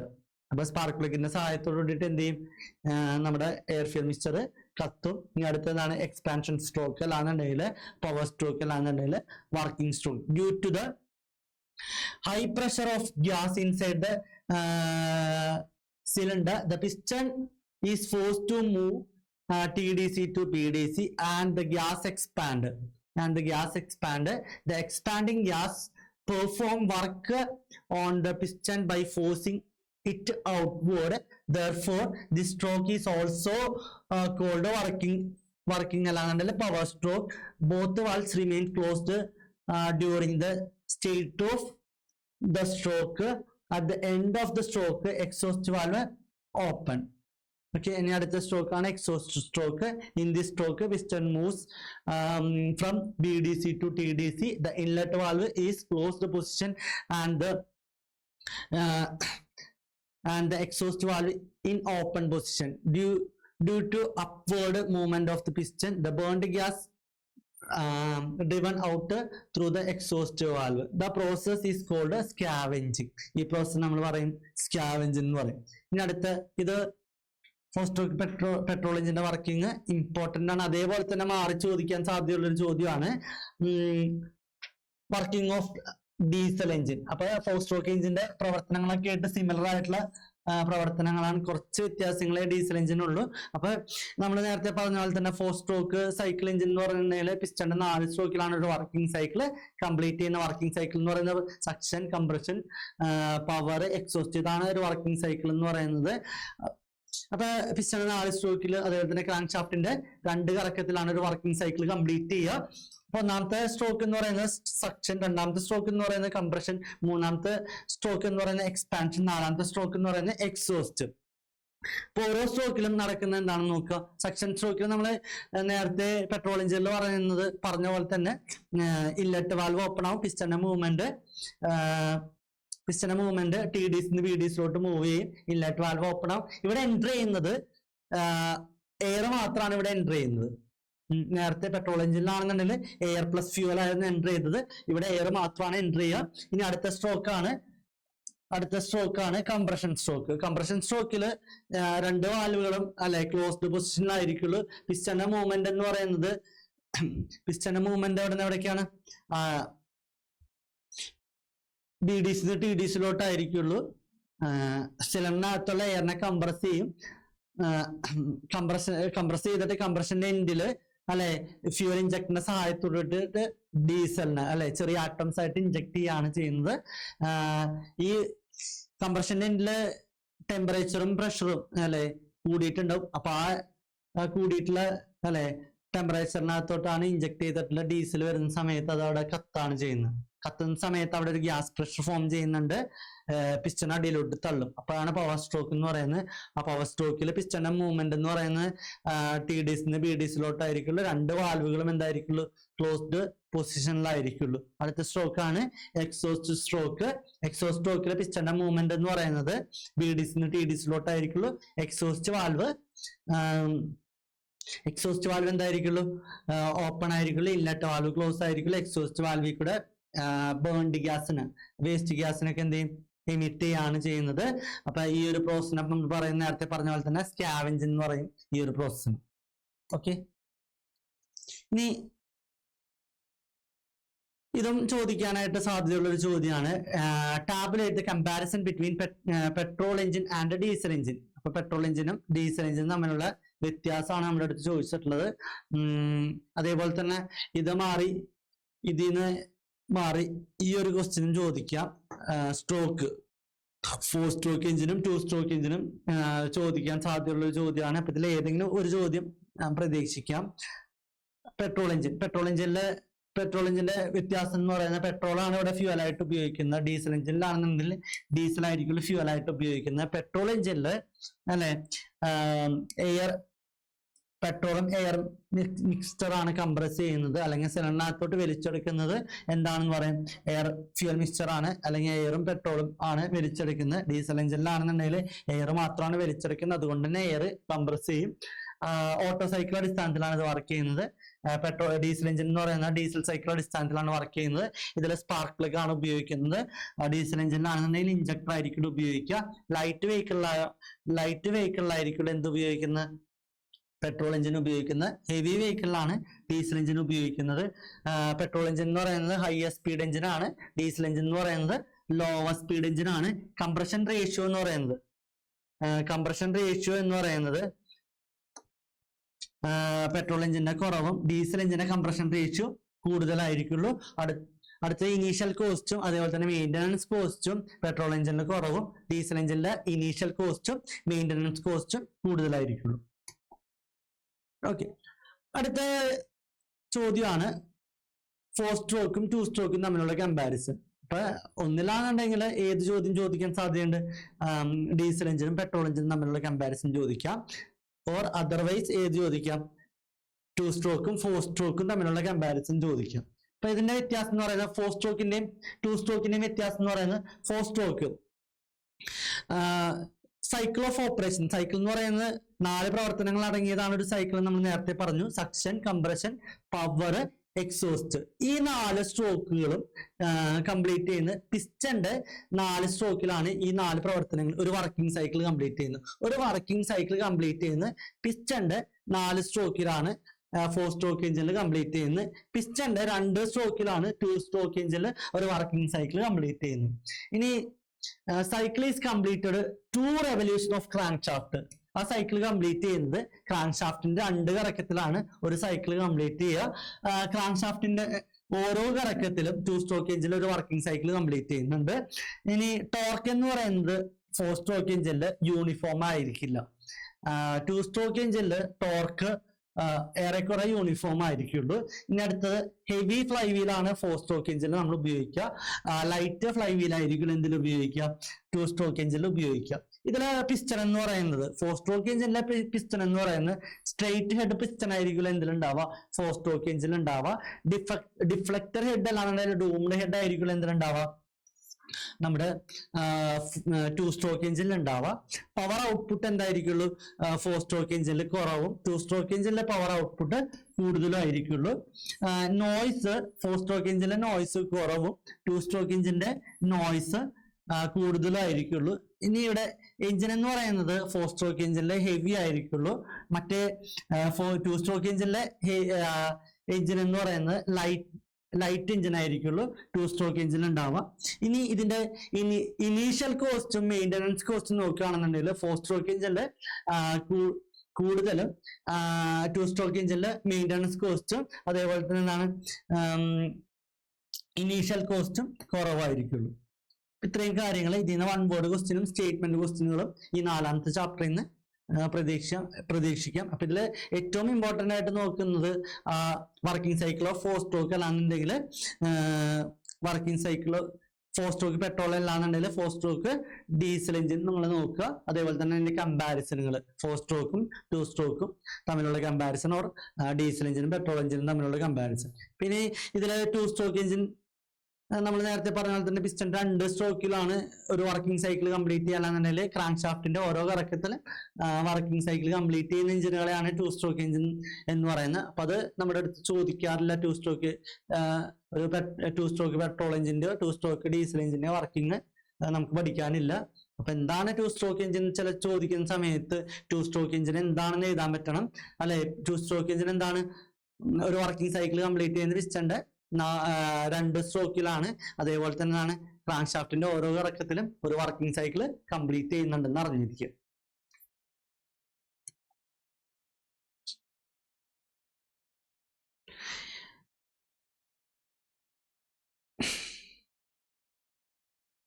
ഇനി അടുത്ത ചാപ്റ്റർ ആണ് 5ാമത്തെ ചാപ്റ്റർ ആണ് ബിൽഡിംഗ് സ്ട്രക്ചറൽ മെറ്റീരിയൽസ്. അപ്പൊ ഈ ചാപ്റ്ററിൽ നിന്ന് വരാൻ സാധ്യതയുള്ള കുറച്ച് ചോദ്യങ്ങളാണ് നമ്മൾ ഡിസ്കസ് ചെയ്യുന്നത്. അല്ലാതെ നമുക്ക് കംപ്ലീറ്റ് ചെയ്യാൻ പറ്റുന്നില്ലെങ്കിലും ഇമ്പോർട്ടന്റ് ആയിട്ട് ചോദിക്കാൻ സാധ്യതയുള്ള ക്വസ്റ്റ്യൻസ് ആണ് നമ്മളിപ്പോൾ ഇന്ന് ഡിസ്കസ് ചെയ്യുന്നത്. 5ാമത്തെ ചാപ്റ്റർ ബിൽഡിംഗ് സ്ട്രക്ചറൽ മെറ്റീരിയൽസ്. അപ്പൊ അതിൽ നിന്നുള്ള 1ാമത്തെ ക്വസ്റ്റ്യൻ ആണ് list the classification of construction material അല്ലെ.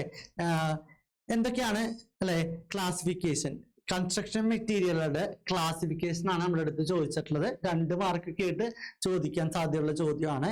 Construction material can be classified as A building materials, അതേപോലെ തന്നെയാണ് roofing materials, flooring materials, finishing materials, protective materials, strengthening materials.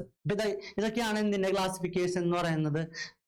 Construction മെറ്റീരിയൽസിന്റെ classification എന്ന് പറയുന്നത് 1ാമത്തെ classification ആണ് ബിൽഡിംഗ് മെറ്റീരിയൽ. 2ാമത്തെ ക്ലാസിഫിക്കേഷൻ ആണ് roofing materials ഒക്കെ അറിയാലോ നിങ്ങൾക്ക്.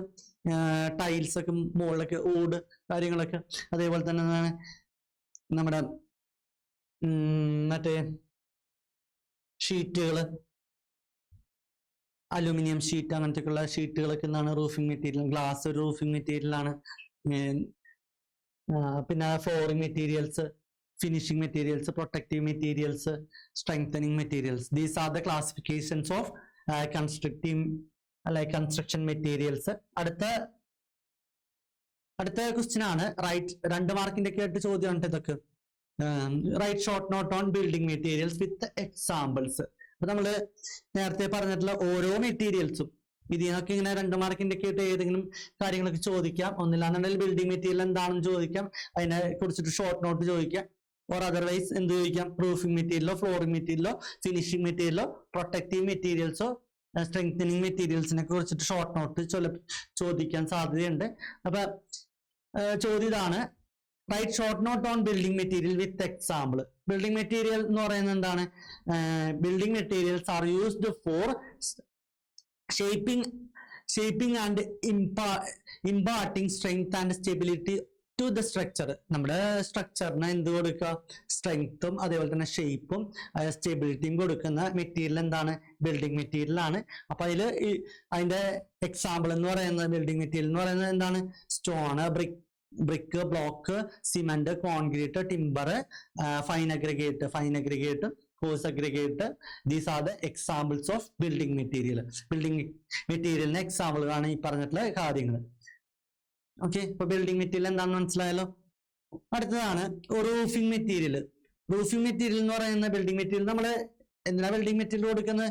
ബിൽഡിംഗ് മെറ്റീരിയലാണ് നമ്മുടെ സ്ട്രക്ചറിന് എന്ത് കൊടുക്കുക? സ്റ്റെബിലിറ്റി, അതേപോലെ തന്നെ ഷേപ്പ്, അതേപോലെ തന്നെ എന്താണ് സ്റ്റെബിലിറ്റി, ഷേപ്പ്,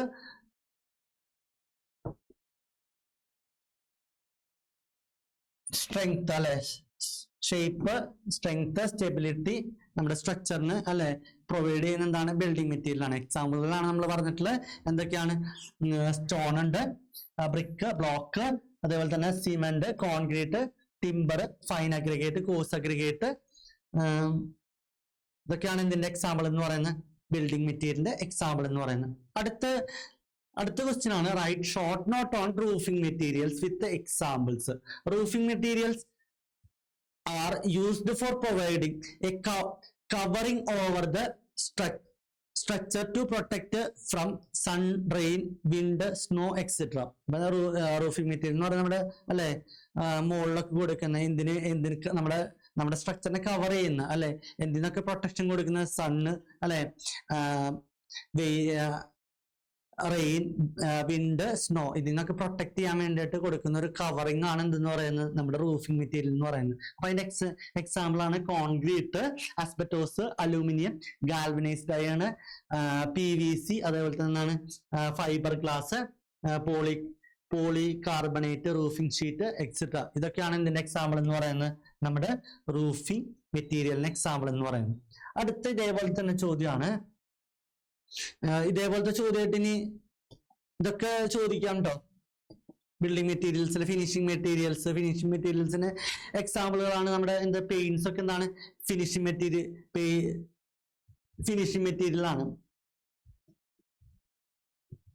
ഓക്കെ, അടുത്ത ക്വസ്റ്റ്യൻ ആണ്, right short note on paint. 2 മാർക്കൊക്കെ ആയിട്ട് ചോദിക്കാൻ സാധ്യത ഉള്ള ഒരു ചോദ്യമാണ്. പെയിന്റിനെ കുറിച്ചിട്ട് ഷോർട്ട് നോട്ട് ചെയ്യാൻ പറഞ്ഞേക്കാണ്. ഇപ്പൊ പെയിന്റ് എന്തായിരുന്നു? Paint is a liquid surface coating. Paint എന്തായിരുന്നു? Is a liquid surface coating which protect the surface from weathering action of atmospheric agencies and provide a decorative finish. ഇപ്പൊ പെയിന്റിന്റെ ഉദ്ദേശം എന്ന് പറയുന്നത് എന്താണ്? പെയിന്റ് എന്തായിരുന്നു? ഒരു ലിക്വിഡ് സർഫസ് കോട്ടിംഗ് ആണ്. നമ്മുടെ സർഫസിൽ കോട്ട് ചെയ്യുന്ന ഒരു ലിക്വിഡ് ആയിട്ടുള്ള ഒരു സബ്സ്റ്റൻസ് ആണ് എന്തെന്ന് പറയുന്നത് പെയിന്റ്. ഇത് ഒരു പ്രൊട്ടക്റ്റീവ് മെറ്റീരിയലും കൂടിയാണ്. എന്തിന്ന് പ്രൊട്ടക്ട് ചെയ്യാനായിട്ട്? നമ്മുടെ അറ്റ്മോസ്ഫിയറിലെ വെതറിങ് ഏജൻസീസിൽ നിന്നൊക്കെ എന്ത് ചെയ്യുക? പ്രൊട്ടക്ട് ചെയ്യുക. അതേപോലെ തന്നെ അതെന്തായിട്ട് it's provide a decorative finish. നമുക്കൊരു ഡെക്കറേറ്റീവ് ഫിനിഷും കൂടി കൊടുക്കുകയാണ്. ഓൺ ഡ്രൈയിങ്, അത് ഉണങ്ങുന്ന സമയത്ത്, പെയിന്റ് ഉണങ്ങുന്ന സമയത്ത് എന്തായിട്ട് മാറും? It forms A thin film on the painted സർഫസിൽ അത് എന്തായിട്ട് മാറും? ഒരു തിൻ ഫിലിമായിട്ട് അത് മാറുകയും ചെയ്യും. ഇതാണ് പെയിന്റ് എന്ന് പറയുന്നത്. ഇപ്പൊ 2 മാർക്കിന്റെ ഒക്കെ ആയിട്ട് ചോദിക്കാൻ സാധ്യതയുള്ള ഒരു ചോദ്യമാണ് പെയിന്റ് എന്ന് പറയുന്നത്. ലിസ്റ്റ് ഔട്ട്, അടുത്ത ക്വസ്റ്റ്യൻ ആണ്, list out the types of paint. അപ്പൊ കുറച്ച് ടൈപ്സ് ഓഫ് പെയിന്റുകൾ പഠിച്ചു വെക്കുക. ഒന്നാമത്തെ പെയിന്റ് ആണ്, different types of paints are. ഒന്നാമത്തെ oil paint, water paint, cement paint, bituminous paint, special paint, chlorinated അല്ലെ, റബ്ബർ പെയിന്റ്, ലൂമിനസ് പെയിന്റ്, ഇതൊക്കെയാണ് എന്തെന്ന് പറയുന്നത് പെയിന്റിന്റെ ടൈപ്സ് ഓഫ് പെയിന്റുകൾ എന്ന് പറയുന്നത്, കുറച്ച് ടൈപ്പ് ഓഫ് പെയിന്റുകൾ എന്ന് പറയുന്നത്. ഇത് ചോദിക്കാം. അതേപോലെ തന്നെയാണ് list the ingredients of paint. പെയിന്റിന്റെ ഇൻഗ്രീഡിയൻസ് ആണ് എന്തൊക്കെയാണ് പെയിന്റിൽ അടങ്ങിയിരിക്കുന്ന കാര്യങ്ങളാണ്. ഒന്ന് ബേസ്, വെഹിക്കിള്, അതേപോലെ തന്നെയാണ് pigment, solvents, dryers and adulterants. These are the ingredients of paints. ഇനി അടുത്ത ക്വസ്റ്റ്യൻ ആണ് right short note on RCC. RCC-നെ കുറിച്ചിട്ട് എഴുതാനാണ് പറഞ്ഞിട്ടുള്ളത്. അത് ചോദിക്കാൻ സാധ്യതയുള്ള 2 മാർക്കിന്റെ 2 മാർക്കിന്റെ ഒക്കെ ആയിട്ട് ചോദിക്കാൻ സാധ്യതയുള്ള ഒരു ചോദ്യമാണ് RCC. RCC എന്തായിരുന്നു? RCC-ന്റെ full form reinforced cement concrete എന്ന് പറയും അല്ലെ. Reinforced cement concrete is a combination of concrete and steel bar. അപ്പൊ RCC-ൽ എന്തിന്റെ കോമ്പിനേഷൻ ആണ്? സ്റ്റീൽ ബാറിന്റെയും അതേപോലെ തന്നെയാണ് കോൺക്രീറ്റിന്റെയും കോമ്പിനേഷൻ ആണ്. അപ്പൊ നമ്മള് കോൺക്രീറ്റിൽ എന്ത് എംബഡഡ് ചെയ്യും? സ്റ്റീൽ വൂളുകൾ അല്ലെ, സ്റ്റീൽ ബാറുകൾ എംബഡഡ് ചെയ്യുന്ന ഒരു കൺസ്ട്രക്ഷൻ ആണ് എന്ന് പറയുന്നത് RCC-ന്റെ കൺസ്ട്രക്ഷൻ എന്ന് പറയുന്നത്. കോൺക്രീറ്റ് നോക്കുന്ന സമയത്ത് കോൺക്രീറ്റ് എന്ത് സഫിഷ്യന്റ് ആണ്? നമ്മൾ കംപ്രഷൻ ചെയ്യുന്ന സമയത്ത് കംപ്രഷൻ സഫിഷ്യന്റ് ആണ് എന്തില്? കോൺക്രീറ്റിൽ എന്ന് പറയുന്നത്. ഇനി ടെൻഷൻ ചെയ്യുന്ന സമയത്ത് അല്ലെ, ടെൻഷൻ എന്തായിരിക്കുള്ളൂ? കോൺക്രീറ്റിൽ വീക്ക് ആയിരിക്കുള്ളൂ. പക്ഷെ സ്റ്റീൽ വൂളില് നമുക്ക് എന്ത് അല്ലെ ടെൻഷൻ ഉണ്ട്. അപ്പൊ അതുകൊണ്ട് നമ്മൾ എന്ത് ചെയ്യും? സ്റ്റീല് അതിനകത്ത് എംബഡഡ് ചെയ്യാണ്. Okay. Concrete is stronger in compression and weak in tension. Tensile strength is enhanced by placing reinforced fiber or steel in the appropriate positions. അപ്പൊ ടെൻഷൻ എന്തിനുണ്ട്? സ്റ്റീലില് ടെൻഷൻ ഉണ്ട്. അപ്പൊ ആ ടെൻഷനും കൂടി കിട്ടാൻ വേണ്ടിയിട്ടാണ് നമ്മൾ ഈ കോൺക്രീറ്റിന്റെ കൂടെ നമ്മൾ ടെൻഷനും കൂടി അല്ലെ വിസ്റ്റാൻഡ് ചെയ്യാനായിട്ടാണ് നമ്മൾ കോൺക്രീറ്റിൽ എന്ത് എംബഡഡ് ചെയ്യുന്നത്? സ്റ്റീൽ വൂളുകൾ എംബഡഡ് ചെയ്യുന്നത്. ഇനി RCC-ന്റെ മെയിൻ ഇൻഗ്രീഡിയൻസ് ചോദിച്ചിട്ടുള്ളത് നമ്മുടെ കോൺക്രീറ്റിന്റെ സെയിം ഇൻഗ്രീഡിയൻസ് ആണ്. അതിന്റെ കൂടെ കോൺക്രീറ്റിന്റെ കൂടെ നമ്മൾ എന്തും കൂടി എംബഡഡ് ചെയ്തിട്ടുള്ള സ്റ്റീലും കൂടി എംബഡഡ് ചെയ്തിട്ടുള്ള ഇതാണ് ഇൻഗ്രീഡിയന്റ് ആണ് RCC-യിലുള്ളത്. അപ്പൊ ഇത്രയും എലമെന്റുകൾ, ഇത്രയും ഇൻഗ്രീഡിയന്റുകളാണ് എന്തിനുള്ളത്? ഇത്രയും ഇൻഗ്രീഡിയന്റുകളാണ് നമ്മുടെ കോൺക്രീറ്റിനുള്ളത്. അഡീഷണൽ ആയിട്ട് എന്തും കൂടിയും വരും? സ്റ്റീലും കൂടിയും വരും. അപ്പൊ എന്തൊക്കെയാണ് അതിന് ഇൻഗ്രീഡിയന്റ് എന്ന് പറയുന്നത്? സിമെന്റ് ഉണ്ട്, ഫൈൻ അഗ്രിഗേറ്റ് ഉണ്ട്, അതേപോലെ തന്നെ കോഴ്സ് അഗ്രിഗേറ്റ് ഉണ്ട്, വാട്ടർ ഉണ്ട്, അഡ്മിക്സ്ചർ ഉണ്ട്, സ്റ്റീലും കൂടി ഉണ്ട്. ഇതാണ് എന്തിന്റെ ഇൻഗ്രീഡിയന്റ് എന്ന് പറയുന്നത്? നമ്മുടെ RCC-ന്റെ ഇൻഗ്രീഡിയന്റ് എന്ന് പറയുന്നത്. ഇത് ഇത്രയുമാണ് PCC, പ്ലെയിൻ സിമെന്റ് കോൺക്രീറ്റിന്റെ ഇൻഗ്രീഡിയന്റ് ആണ്. സ്റ്റീൽ ഒഴിച്ചിട്ട് ബാക്കിയുള്ള കോമ്പണന്റുകൾ PCC-ന്റെ ഇൻഗ്രീഡിയൻസ് ആണ്, പ്ലെയിൻ സിമെന്റ് കോൺക്രീറ്റ്. അടുത്ത വളരെ ഇമ്പോർട്ടന്റ് ആയിട്ടുള്ള ഒരു ചോദ്യമാണ് സിമെന്റ് മാനുഫാക്ചറിങ് അല്ലെ. ഫ്ലോ ചാർട്ട് വരച്ചിട്ട് സിമെന്റ് മാനുഫാക്ചറിങ്ങിന്റെ സ്റ്റെപ്പ് ചെയ്യാനാണ് പറഞ്ഞിട്ടുള്ളത്. അപ്പൊ ഒരു ഫ്ലോ ചാർട്ടിന്റെ സഹായത്തോട് കൂടിയിട്ട് അപ്പൊ സിമെന്റ് മാനുഫാക്ചറിന്റെ പ്രോസസ് ചോദിക്കാൻ വെച്ചാൽ നമുക്ക് എന്തും വരയ്ക്കാം. ഒരു ഫ്ലോ ചാർട്ട് വരച്ചിട്ട് അതിനെ കുറിച്ചിട്ട് എക്സ്പ്ലെയിൻ ചെയ്യാം. അപ്പൊ ഇവിടെ നിങ്ങൾ നോക്കുകയാണെന്നുണ്ടെങ്കിൽ ഫ്ലോ ചാർട്ട് നോക്കുകയാണെന്ന് വെച്ചാൽ ലൈം സ്റ്റോണും ക്ലേയും അല്ലെ, ലൈം സ്റ്റോണും ക്ലേയും കൂടിയിട്ട് അല്ലെ ബ്ലെൻഡ് ചെയ്യും. അത് കഴിഞ്ഞിട്ട് എന്ന് പറയുന്ന ഒരു ചൂളയാണ് അതിലിട്ടിട്ട് അല്ലെ ചൂടാക്കുന്ന സമയത്ത് നമുക്ക് കിട്ടുന്ന ഹാർഡർ ആയിട്ടുള്ള സബ്സ്റ്റൻസിനെയാണ് നമ്മൾ പറയുന്നത് ക്ലിങ്കർ സ്റ്റോർ എന്ന് പറയും. ഈ ക്ലിങ്കർ സ്റ്റോർ അല്ലെ സിമെന്റ് മില്ലിലാണ് ഈ ഒരു പ്രോസസ് ചെയ്യുന്നത്. അപ്പൊ ഇതാണ് എന്തിന്റെ ഫ്ലോ ചാർട്ട് എന്ന് പറയുന്നത്? നമ്മുടെ സിമെന്റ് മാനുഫാക്ചറിങ്ങിന്റെ ഫ്ലോ ചാർട്ട് എന്ന് പറയുന്നത്. ഓക്കെ. ഇനി അതിന്റെ സിമെന്റ് മാനുഫാക്ചറിങ് നോക്കുകയാണെന്നുണ്ടെങ്കിൽ സിമെന്റ് manufacturing അല്ലെ, cement is made by heating limestone with clay അല്ലെ. ലൈംസ്റ്റോണും ക്ലേയും അല്ലെ ഹീറ്റ് ചെയ്യും. എത്ര ഡിഗ്രി സെൽഷ്യസിലാണ് ഹീറ്റ് ചെയ്യുന്നത് അല്ലെ? 1450 ഡിഗ്രി സെൽഷ്യസിൽ നമ്മൾ അല്ലെ ചൂടാക്കും.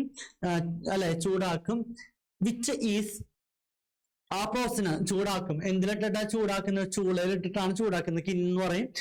ഈ ചൂടാക്കുന്ന അല്ലെ ഈ ഒരു പ്രോസസ് നമ്മൾ പറയുന്നതാണ് കാൽസിനേഷൻ എന്ന് പറയും. ഈ ഒരു പ്രോസസ്സിനെ കാൽസിനേഷൻ എന്ന് പറയും. അപ്പൊ കാൽസിനേഷൻ ഇങ്ങനെയും ചോദിക്കാറുണ്ട്.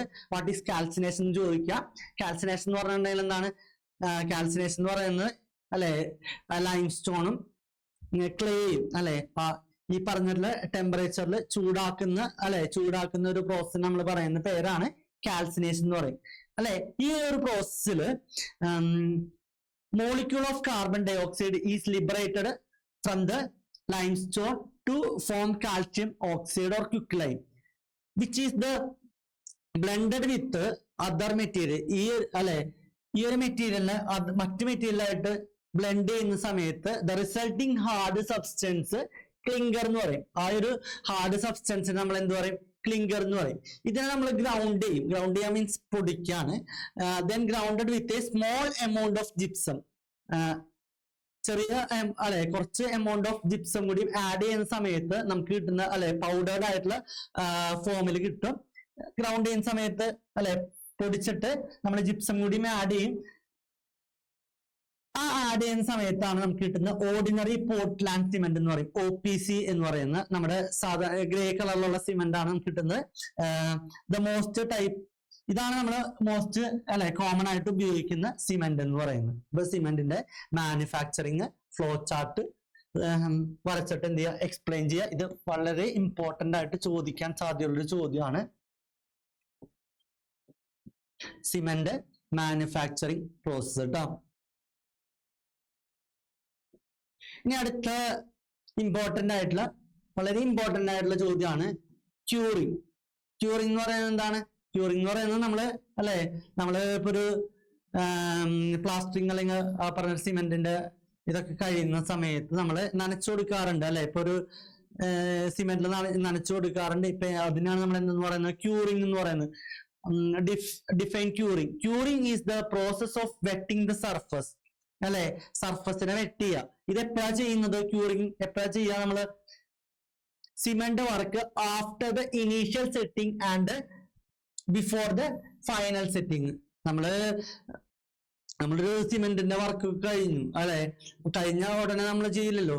ഇപ്പൊ ഇനീഷ്യൽ സെറ്റിംഗിന്റെ after initial setting and before final ഹാർഡനിങ്ങിന്റെ ഇടയിൽ നടക്കുന്ന ഒരു പ്രോസസ് ആണ് എന്ന് പറയുന്നത് ക്യൂറിങ് എന്ന് പറയുന്നത് concrete and cement work must kept moisture till it gain sufficient strength ഇത് എന്തിനു വേണ്ടിയിട്ടാണ് നമ്മൾ ചെയ്യുന്നത്? അത് എന്ത് ഗെയിൻ ചെയ്യാൻ വേണ്ടിയിട്ട്? സഫിഷ്യന്റ് ആയിട്ട് സ്ട്രെങ്ത് ഗെയിൻ ചെയ്യാൻ വേണ്ടിയിട്ടാണ് നമ്മൾ എന്ത് ചെയ്യുന്നത്? ക്യൂറിങ് ചെയ്യുന്നത്. ഇനി ടൈപ്സ് ഓഫ് ക്യൂറിങ് ചോദിക്കാറുണ്ട്. What are the types of curing? ചില സമയത്ത് ഇതെല്ലാം ക്യൂറിങ് ചിലപ്പോൾ ചോദിക്കാം. ക്യൂറിങ് ചോദിക്കുന്ന സമയത്തും നിങ്ങൾ എന്ത് ചെയ്തേണ്ടതുണ്ട്? ടൈപ്സ് ഓഫ് ക്യൂറിങ് എഴുതണം. ടൈപ്സ് ഓഫ് ക്യൂറിങ്ങുകളാണ് സ്പ്രിംഗ്ലിംഗ് വാട്ടർ, അതേപോലെ തന്നെ എന്താണ് intermediately ponding with water, membranes coating, chemicals, steam curing. These are the types of curing. നമ്മള് നമ്മൾ സാധാരണ എന്ത് ചെയ്യാറുണ്ട്? എങ്ങനെയൊക്കെയാണ് നനച്ചു കൊടുക്കാന്ന് സ്പ്രിംഗ്ലിങ് ചെയ്യാറുണ്ട്. അതേപോലെ തന്നെ നമ്മള് കെട്ടി നിർത്തിയിട്ട് ബണ്ട് പോലെ കെട്ടി നിർത്തിയിട്ട് നമ്മൾ എന്ത് ചെയ്യാറുണ്ട്? നനച്ചു കൊടുക്കാറുണ്ട്. അതേപോലെ തന്നെ നമ്മള് ചാക്കൊക്കെ ഇട്ട് ചാക്കിൽ വെള്ളമൊക്കെ വെച്ചിട്ട് നനച്ചു കൊടുക്കാറുണ്ട് അപ്പൊ അതൊക്കെയാണ് ഇവിടെ പറയുന്നത് ടൈപ്സ് ഓഫ് ക്യൂറിങ് പറയുന്നത്. ഓക്കെ, അപ്പൊ ഈ ചാപ്റ്ററിൽ നിന്ന് ഈ പറഞ്ഞിട്ടുള്ള ക്വസ്റ്റ്യനുകളൊക്കെ ഉണ്ട്. ബാക്കിയുള്ള കാര്യങ്ങളും ഇതില് നോക്കുക നിങ്ങള്. ഇപ്പൊ ഇതൊക്കെയാണ് ഈ നമ്മൾ നേരത്തെ പറഞ്ഞിട്ടുള്ള ചാപ്റ്ററിൽ നിന്ന് ഇമ്പോർട്ടന്റ് ആയിട്ട് ചോദിക്കാൻ സാധ്യതയുള്ള ചോദ്യങ്ങൾ. ഇനി അടുത്ത ചാപ്റ്റർ ആണ് ബിൽഡിംഗ് കൺസ്ട്രക്ഷൻ. 6ാമത്തെ ചാപ്റ്റർ ആണ് ബിൽഡിംഗ് കൺസ്ട്രക്ഷൻ. അപ്പൊ അതിന് ചോദിക്കാൻ സാധ്യതയുള്ള ഇമ്പോർട്ടന്റ് ആയിട്ടുള്ള ചോദ്യമാണ് write the objectives of foundation. Very important ആണ്. ഫൗണ്ടേഷന്റെ ഒബ്ജക്റ്റീവ്സ് എന്താണെന്നുള്ളത്. ഫൗണ്ടേഷൻ നമ്മളിപ്പോ ഒരു വീടൊക്കെ കിട്ടുന്ന സമയത്ത് എന്ത് ചെയ്യാറുണ്ട്? ഫൗണ്ടേഷൻ കിട്ടാറുണ്ട് ആ ഫൗണ്ടേഷന്റെ ഒബ്ജക്റ്റീവ് എന്തൊക്കെയാണ്? ആ ഫൗണ്ടേഷൻ എന്റെ ഒബ്ജക്റ്റീവ് അല്ലാന്നുണ്ടെങ്കിൽ എന്തിനാണ് അത് പ്രൊവൈഡ് ചെയ്യാന്നുള്ളതാണ് ഫൗണ്ടേഷൻ. ഒന്നാമത്തെ ഒബ്ജക്റ്റീവ് ആണ് to distribute the total load coming from the structure on a large area. അപ്പൊ നമ്മുടെ ലോഡിനെ ലാർജ് ഏരിയയിലോട്ട് ഡിസ്ട്രിബ്യൂട്ട് ചെയ്യുക ഒന്നാമത്തെ ഒബ്ജക്റ്റീവ് ആണ്. രണ്ടാമത്തെ ഒബ്ജക്റ്റീവ് ആണ് നമ്മുടെ സ്ട്രക്ചറിനെ സപ്പോർട്ട് ചെയ്യുക. അതേപോലെ തന്നെ അടുത്ത ഒബ്ജക്റ്റീവ് ആണ് it gives enough stability to the structure against various disturbing forces, like forces such as wind, rain. The atmosphere അല്ലെ various ആയിട്ടുള്ള ഡിസ്റ്റർബിങ് ഫോഴ്സുകളിൽ നിന്ന് എന്ത് ചെയ്യുക, നമ്മുടെ സ്ട്രക്ചറിനെ പ്രൊട്ടക്ട് ചെയ്യുക. അതേപോലെ തന്നെ നമ്മുടെ ചിലപ്പോ നമ്മുടെ ഗ്രൗണ്ട് എന്ത് ചെയ്യണമെന്നില്ല, ലെവലായിരിക്കണം എന്നില്ല. അപ്പൊ അങ്ങനെ ലെവലാക്കി നമ്മുടെ സർഫസിനെ ലെവലാക്കാനായിട്ട് എന്ത് സഹായിക്കുന്നുണ്ട്, നമ്മുടെ ഫൗണ്ടേഷൻ സഹായിക്കുന്നുണ്ട്. To prepare a level surface for concreting and masonry work. Masonry വർക്കിനെ ഹെൽപ്പ് ചെയ്യാനായിട്ടാണ് നമ്മുടെ സർഫസ് എന്ത് ചെയ്യുക, ലെവൽഡ് സർഫസ് ആക്കുക എന്നുള്ളത്. അടുത്ത എന്താണ്, ടു അവോയ്ഡ് അൺഈക്വൽ സെറ്റിൽമെന്റ്. ഇത്രയാണ് ഇതിന്റെ ഒബ്ജക്റ്റീവ്സ് എന്ന് പറയുന്നത്. നമ്മുടെ ഫൗണ്ടേഷന്റെ ഒബ്ജക്റ്റീവ് എന്ന് പറയുന്നത് വളരെ ഇമ്പോർട്ടന്റ് ആയിട്ട് ചോദിക്കാൻ സാധ്യതയുള്ള ചോദ്യമാണ് ഒബ്ജക്റ്റീവ്സ് ഓഫ് ഫൗണ്ടേഷൻ.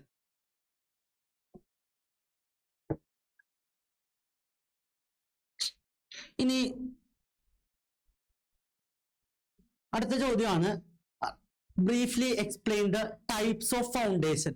ഇപ്പൊ രണ്ട് types of foundation, deep foundation. Types of foundation രണ്ട് ടൈപ്പ് ആണ് ഉള്ളത്. ഒന്ന് ഡീപ് ഫൗണ്ടേഷൻ ഉണ്ട്, നാരോ ഫൗണ്ടേഷൻ ഉണ്ട്. നമ്മുടെ ഇവിടെ ചോദിച്ചിട്ടുള്ള എന്താണ്, ഡീപ് ഫൗണ്ടേഷനെ കുറിച്ചിട്ട് എക്സ്പ്ലെയിൻ ചെയ്യാനായിട്ടാണ് പറഞ്ഞിട്ടുള്ളത്. 3 ടൈപ്പ് ആണുള്ളത്. ഒന്ന് ഡീപ് ഫൗണ്ടേഷൻ 3 ടൈപ്പ് ആണ്. ഒന്ന് കേസൺ ഓർ വെൽ ഫൗണ്ടേഷൻ, അതേപോലെ തന്നെ pile foundation, pier foundation. These are the types of deep foundation. Deep foundation എവിടെയാണ് നമ്മൾ ചെയ്യാനുള്ളതാണ് അല്ലെ. Deep foundation, foundation which has depth more than 1.5 times the breadth is known as deep foundation. അപ്പൊ some of the deep foundation are explained below. ഒന്നാമത്തെ deep foundation ആണ് kaizen or well foundation. അതേപോലെ തന്നെ രണ്ടാമത്തെ deep foundation ആണ് പയർ foundation. മൂന്നാമത്തെ foundation ആണ് പൈൽ ഫൗണ്ടേഷൻ. ഇതൊക്കെ എന്താണെന്ന് നോക്കി.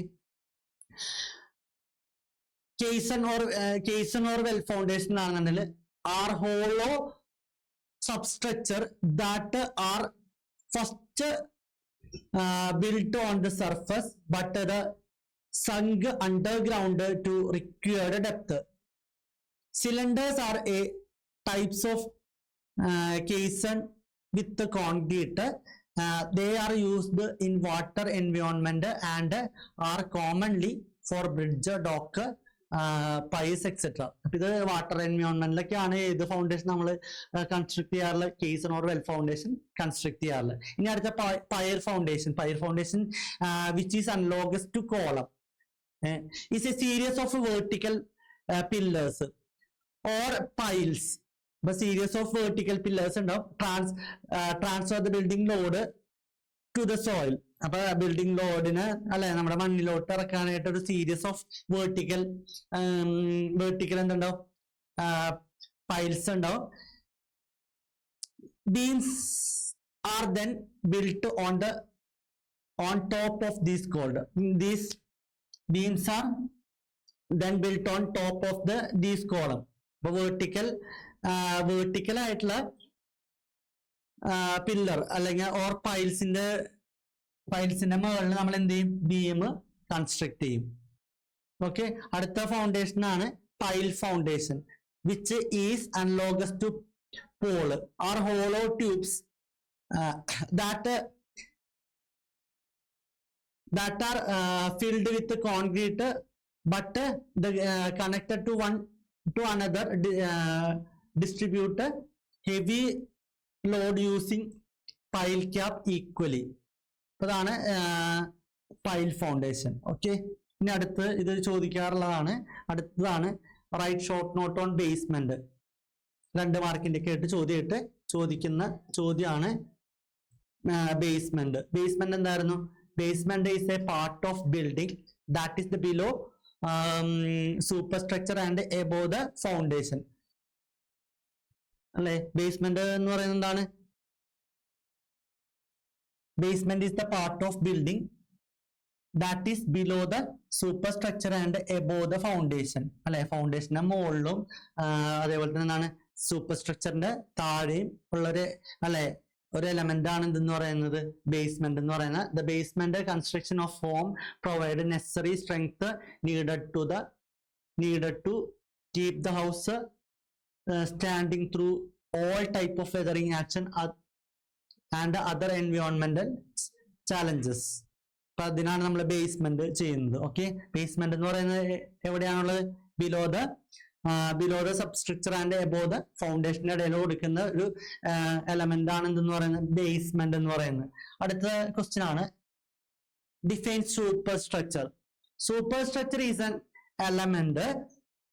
ഇത് സൂപ്പർ സ്ട്രക്ചർ ചോദിക്കാറുള്ളതാണ്. Superstructure is an element of structure project above the basement. അപ്പൊ സൂപ്പർ സ്ട്രക്ചർ എന്ന് പറയുന്നത് ബേസ്മെന്റിന്റെ മുകളിലായിട്ട് കാണുന്ന ഒരു എലമെന്റ് ആണെന്ന് പറയുന്നത് സൂപ്പർ സ്ട്രക്ചർ എന്ന് പറയുന്നത്. Super structure is the highly visible A part of A structure. അപ്പൊ നമുക്ക് വിസിബിൾ ആയിട്ടുള്ള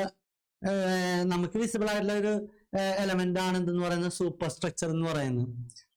it is needed to be clad with a protective material to keep the structure protected from the weather and decorate it to more visually interesting. അപ്പൊ അതിൽ നമുക്ക് എന്ത് ചെയ്യാറുണ്ട്?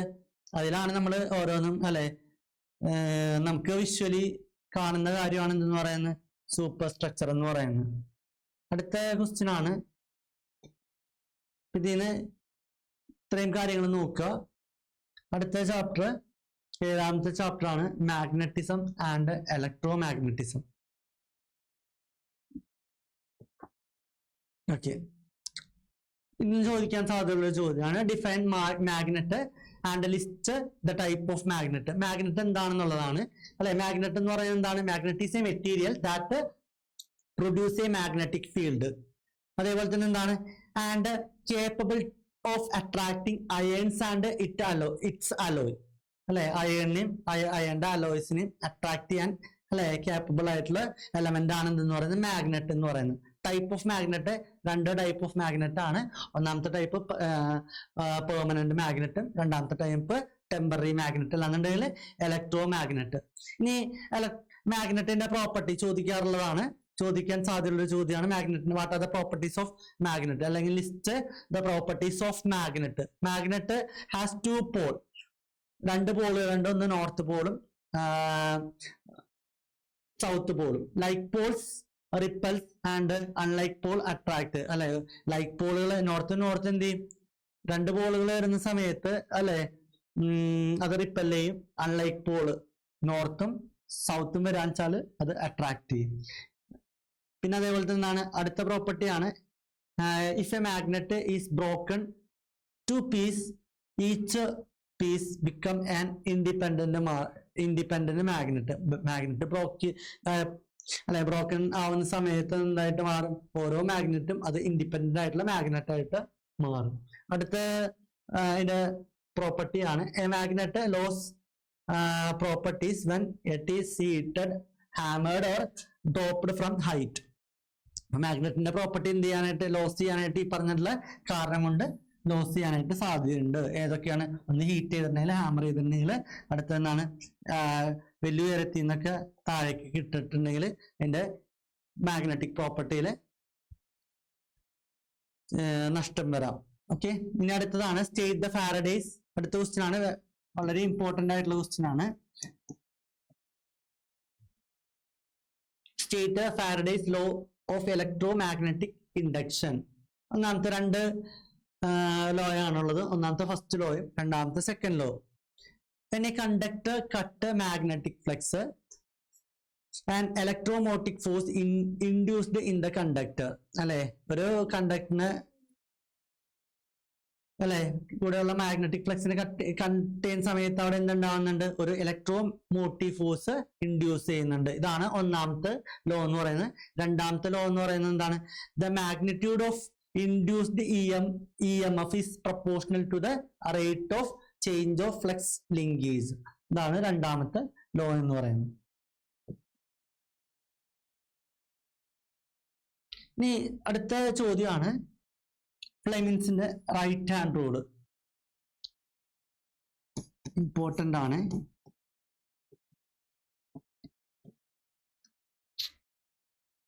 നമ്മള് നമ്മുടെ റൈറ്റ് ഹാൻഡ് അല്ലെ ഇങ്ങനെ ഹോൾഡ് ചെയ്യുന്ന സമയത്ത് നമ്മുടെ തമ്പ് അതേപോലെ തന്നെയാണ് ഫോർ ഫിംഗർ, മിഡിൽ ഫിംഗർ, ഇത് മ്യൂച്വലി പെർപെൻഡിക്കുലർ ആയിട്ട് വെക്കുന്ന സമയത്ത് അല്ലെ ഓരോ ഫിംഗേഴ്സും എന്തിനെ ഇൻഡിക്കേറ്റ് ചെയ്യുന്നുള്ളതാണ്.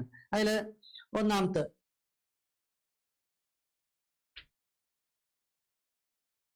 ഫോർ ഫിംഗർ ഇൻഡിക്കേറ്റ് ചെയ്യുന്ന direction of the magnetic field. അതേപോലെ തന്നെ നമ്മുടെ തമ്പ് ഇൻഡിക്കേറ്റ് ചെയ്യുന്നത് the direction of the motion of the conductor. അതേപോലെ തന്നെ എന്താണ് middle finger direction of induced current. ഇതാണ് എന്തെന്ന് പറയുന്നത് നമ്മുടെ ഫ്ലെമിന്റെ റൈറ്റ് ഹാൻഡ് റൂൾ എന്ന് പറയുന്നത്. അപ്പൊ ഓരോ ഫിംഗേഴ്സും എന്തിനാണ് ഇൻഡിക്കേറ്റ് ചെയ്യുന്നതെന്നുള്ളതാണ്. ഒന്നാമത്തെ എന്താണ്, ഒന്നാമത്തെ നമ്മുടെ തമ്പ്, അതേപോലെ തന്നെ ഫോർ ഫിംഗർ, മിഡിൽ ഫിംഗർ, ഇത് മ്യൂച്വലി പെർപെൻഡിക്കുലർ ആയിട്ട് വെക്കുക. അതിൽ ഓരോ ഫിംഗേഴ്സും എന്തിന്റെ ഡയറക്ഷനൊക്കെയാണ് സൂചിപ്പിക്കുന്നത് എന്നുള്ളതാണ്. അതിൽ ഒന്നാമത്തെ forefinger the direction of the magnetic ഫീൽഡിന്റെ ഡയറക്ഷനും, അതേപോലെ തന്നെ thumb the direction of motion of the conductor, അതേപോലെ തന്നെ middle finger the direction of the induced current. അല്ലെ, this rule is called Fleming's right hand rule. ഇത് important ആയിട്ട് ചോദിക്കുന്ന ഒരു ചോദ്യമാണ് ഫ്ലെമിന്റെ റൈറ്റ് ഹാൻഡ് റൂൾ. ഓക്കെ, ഇനി അടുത്ത ചോദ്യമാണ് magnetic flux and magnetic flux density.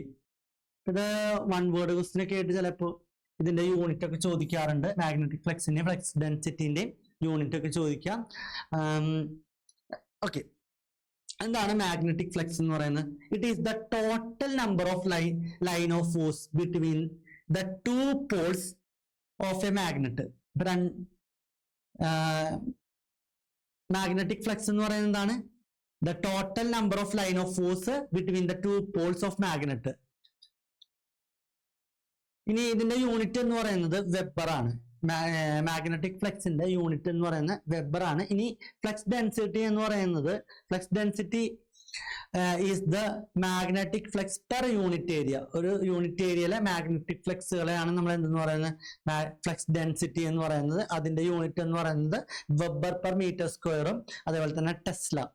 അപ്പൊ ഇതിനെ ഡിനോട്ട് ചെയ്യുന്നത് ക്യാപിറ്റൽ ലെറ്റർ ബി എന്ന് പറയുന്ന ലെറ്ററിലാണ് ഇതിനെ ഡിനോട്ട് ചെയ്യുക. ഇത് ചോദിക്കാറുള്ളതാണ്, ഇമ്പോർട്ടന്റ് ആണ്.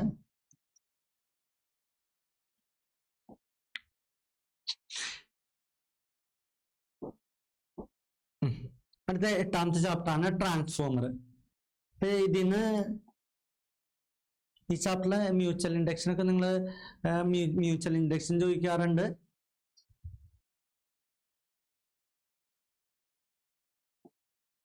ഓക്കെ, ട്രാൻസ്ഫോമറിൽ എന്ന് പറയുന്ന ചാപ്റ്ററിൽ നിന്ന് the working principle of transformer. എന്താണ് ട്രാൻസ്ഫോമറിന്റെ വർക്കിംഗ് പ്രിൻസിപ്പിൾ എന്ന് പറയുന്നത്? മ്യൂച്വൽ ഇൻഡക്ഷൻ ആണ്. അതേപോലെ തന്നെയാണ് the main parts of transformer ചോദിക്കാറുള്ളതാണ്. ട്രാൻസ്ഫോമറിന്റെ മെയിൻ പാർട്സ് 3 പാർട്സ് ആണുള്ളത്. ഒന്ന് primary winding, secondary winding, laminated core. ഇനി അടുത്ത ചോദ്യമാണ്, in the transformer the laminated core is use to minimise dash current loss. എന്ത് കറണ്ട് ലോസിനെ മിനിമൈസ് ചെയ്യാനായിട്ടാണ് നമ്മൾ ലാമിനേറ്റഡ് കോർ ലാമിനേറ്റഡ് കോർ കൊടുക്കുന്നത്? എഡ്ഡി കറണ്ട് ലോസ് കുറയ്ക്കുന്നതിന് വേണ്ടിയിട്ട് കേട്ടോ. ഇനി ട്രാൻസ്ഫോമർ എന്താണെന്നാണ് ചോദിച്ചിട്ടുള്ളത്.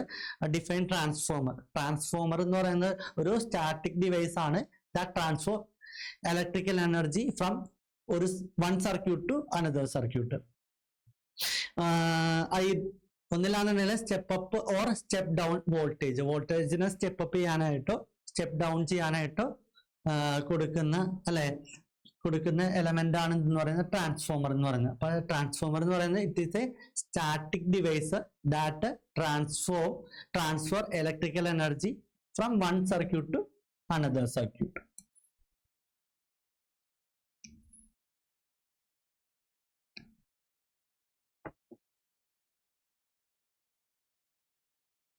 അടുത്ത ക്വസ്റ്റ്യൻ ആണ് ഡിഫൈൻ ട്രാൻസ്ഫോർമേഷൻ റേഷ്യോ.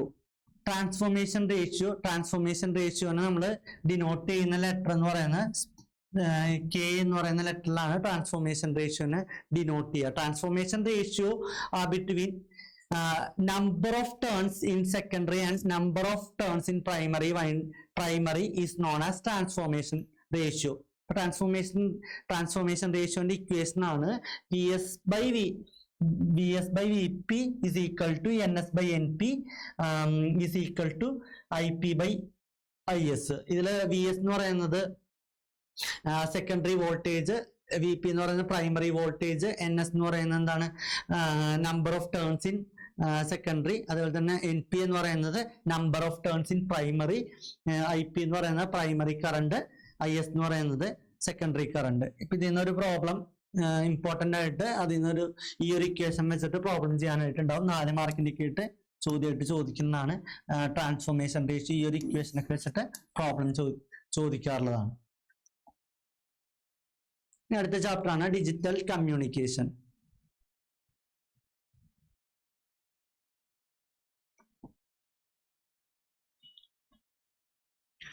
ഓക്കെ, ഇതിന്ന് വെരി ഇമ്പോർട്ടൻ്റ് ആയിട്ട് ചോദിക്കുന്ന ഒരു ചോദ്യമാണ് block diagram of digital communication. Digital കമ്മ്യൂണിക്കേഷന്റെ ബ്ലോക്ക് ഡയഗ്രാം വരയ്ക്കാനായിട്ട് ഇമ്പോർട്ടൻ്റ് ആയിട്ട് ചോദിക്കുന്ന ഒരു ചോദ്യമാണ്. ഒരു ഇൻഫോർമേഷൻ സോഴ്സ് ഉണ്ടാവും, ദെൻ എൻകോഡർ, മോഡുലേറ്റർ, ഒരു ചാനൽ, ഇതിന്ന് ഡിമോഡുലേറ്റർ, ഡീകോഡർ, ഡെസ്റ്റിനേഷൻ. ഇപ്പൊ ഡിജിറ്റൽ കമ്മ്യൂണിക്കേഷൻ എന്ന് പറഞ്ഞാൽ എന്താണ്? കമ്മ്യൂണിക്കേഷൻ ത്രൂ ഡിജിറ്റൽ അല്ലെ സിസ്റ്റം. നമ്മളിപ്പോ കമ്മ്യൂണിക്കേറ്റ് ചെയ്യുന്ന ഡിജിറ്റൽ കമ്മ്യൂണിക്കേഷൻ ആണ് അല്ലെ. ഇപ്പൊ ഒരു നമ്മളെ ഫോണിൽ നിന്ന് അടുത്ത ഫോണിലോട്ട് നമ്മൾ എന്ത് ചെയ്യുക? കമ്മ്യൂണിക്കേറ്റ് ചെയ്യുക, അല്ലാന്നുണ്ടെങ്കിൽ ടെക്സ്റ്റ് ചെയ്യുക, മെസ്സേജുകളൊക്കെ ചെയ്യുക. അതൊക്കെ എന്താണ്? ഡിജിറ്റൽ കമ്മ്യൂണിക്കേഷൻ ആണ്. അപ്പൊ ഇവിടെ നിങ്ങൾ നോക്കി, ഇൻഫർമേഷൻ സോഴ്സ് എന്ന് പറയുന്നത് എന്താണ്? Produce message. ആ മെസ്സേജ് എന്ന് പറയുന്നത് ഒന്നില്ലെങ്കിൽ വോയിസ് ആവാം, ഡാറ്റ ആവാം, വീഡിയോ ആവാം അല്ലെ. അപ്പൊ ഇതാണ് എന്തെന്ന് പറയുന്നത്? ഇൻഫോർമേഷൻ സോഴ്സ് എന്ന് പറയുന്നത്. ഈ ഇൻഫോർമേഷൻ സോഴ്സിനാണ് നമ്മൾ എന്ത് ചെയ്യുന്നത്? ഈ ഒരു ഇൻഫോർമേഷൻ സോഴ്സിനെ നമ്മൾ അല്ലെ നമ്മുടെ ഡെസ്റ്റിനേഷനിലോട്ട് എത്തിക്കുക എന്നാണ്, അടുത്ത ആളിലേക്ക് പാസ് ചെയ്യുക. ഇതാണ് എന്ന് പറയുന്നത് ഈ ഡിജിറ്റൽ കമ്മ്യൂണിക്കേഷന്റെ ബ്ലോക്ക് ഡയഗ്രാം എന്ന് പറയുന്നത്. അപ്പൊ അതിന്റെ ഉപയോഗിക്കുന്ന കോമ്പണന്റുകളാണ് ഈ പറഞ്ഞ കോമ്പണന്റുകൾ എന്ന് പറയുന്നത്. എൻകോഡർ, അതേപോലെ തന്നെ മോഡുലേറ്റർ, ചാനൽ, ഡിമോഡുലേറ്റർ, ഡീകോഡേഴ്സ്. അതില് ട്രാൻസ്മിറ്റേഴ്സ്, അടുത്ത എലമെന്റ് എന്ന് പറയുന്ന ട്രാൻസ്മിറ്റർ എന്ന് പറയുന്നത് converts message into digital signal അല്ലെ. അപ്പൊ ഇതിലെ ഈ ഡിജിറ്റൽ സിഗ്നലോട്ട് ആക്കാൻ വേണ്ടിയിട്ടാണ് നമ്മൾ എന്ത് ഉപയോഗിക്കുന്ന? എൻകോഡറും മോഡുലേറ്റേഴ്സും ഉപയോഗിക്കുന്നത്. ഇനി ചാനൽ എന്ന് പറയുന്നത് ഏത് മീഡിയത്തിലാണ് നമ്മൾ പാസ് ചെയ്യുന്ന സിഗ്നലുകൾ കൊടുക്കുക എന്നുള്ളതാണ്. ആ മീഡിയം എന്ന് പറയുന്നത് ഒന്നില്ലെങ്കിൽ എയർ ആവാം, കേബിൾ ആവാം, ഒപ്റ്റിക്കൽ ഫൈബർ ആവാം, സാറ്റലൈറ്റ് ആവാം. ഇതാണ് എന്തെന്ന് പറയുന്നത്? ചാനൽ എന്ന് പറയുന്നത്. ഇനി റിസീവർ എന്ന് പറയുന്നത് ഈ പറഞ്ഞിട്ടുള്ള ഇതിനെ നമ്മൾ എന്ത് ചെയ്യും? ഈ സിഗ്നലുകൾ നമ്മൾ അല്ലെ റിസീവ് ചെയ്യാനായിട്ട് നമ്മൾ ഉപയോഗിക്കുന്ന ഡിമോഡുലേറ്ററും ഡീകോഡറും. Receive and reconstruct the signal. ഇനി ഡെസ്റ്റിനേഷൻ എന്ന് പറയുന്നത് the final device or user that receive the information.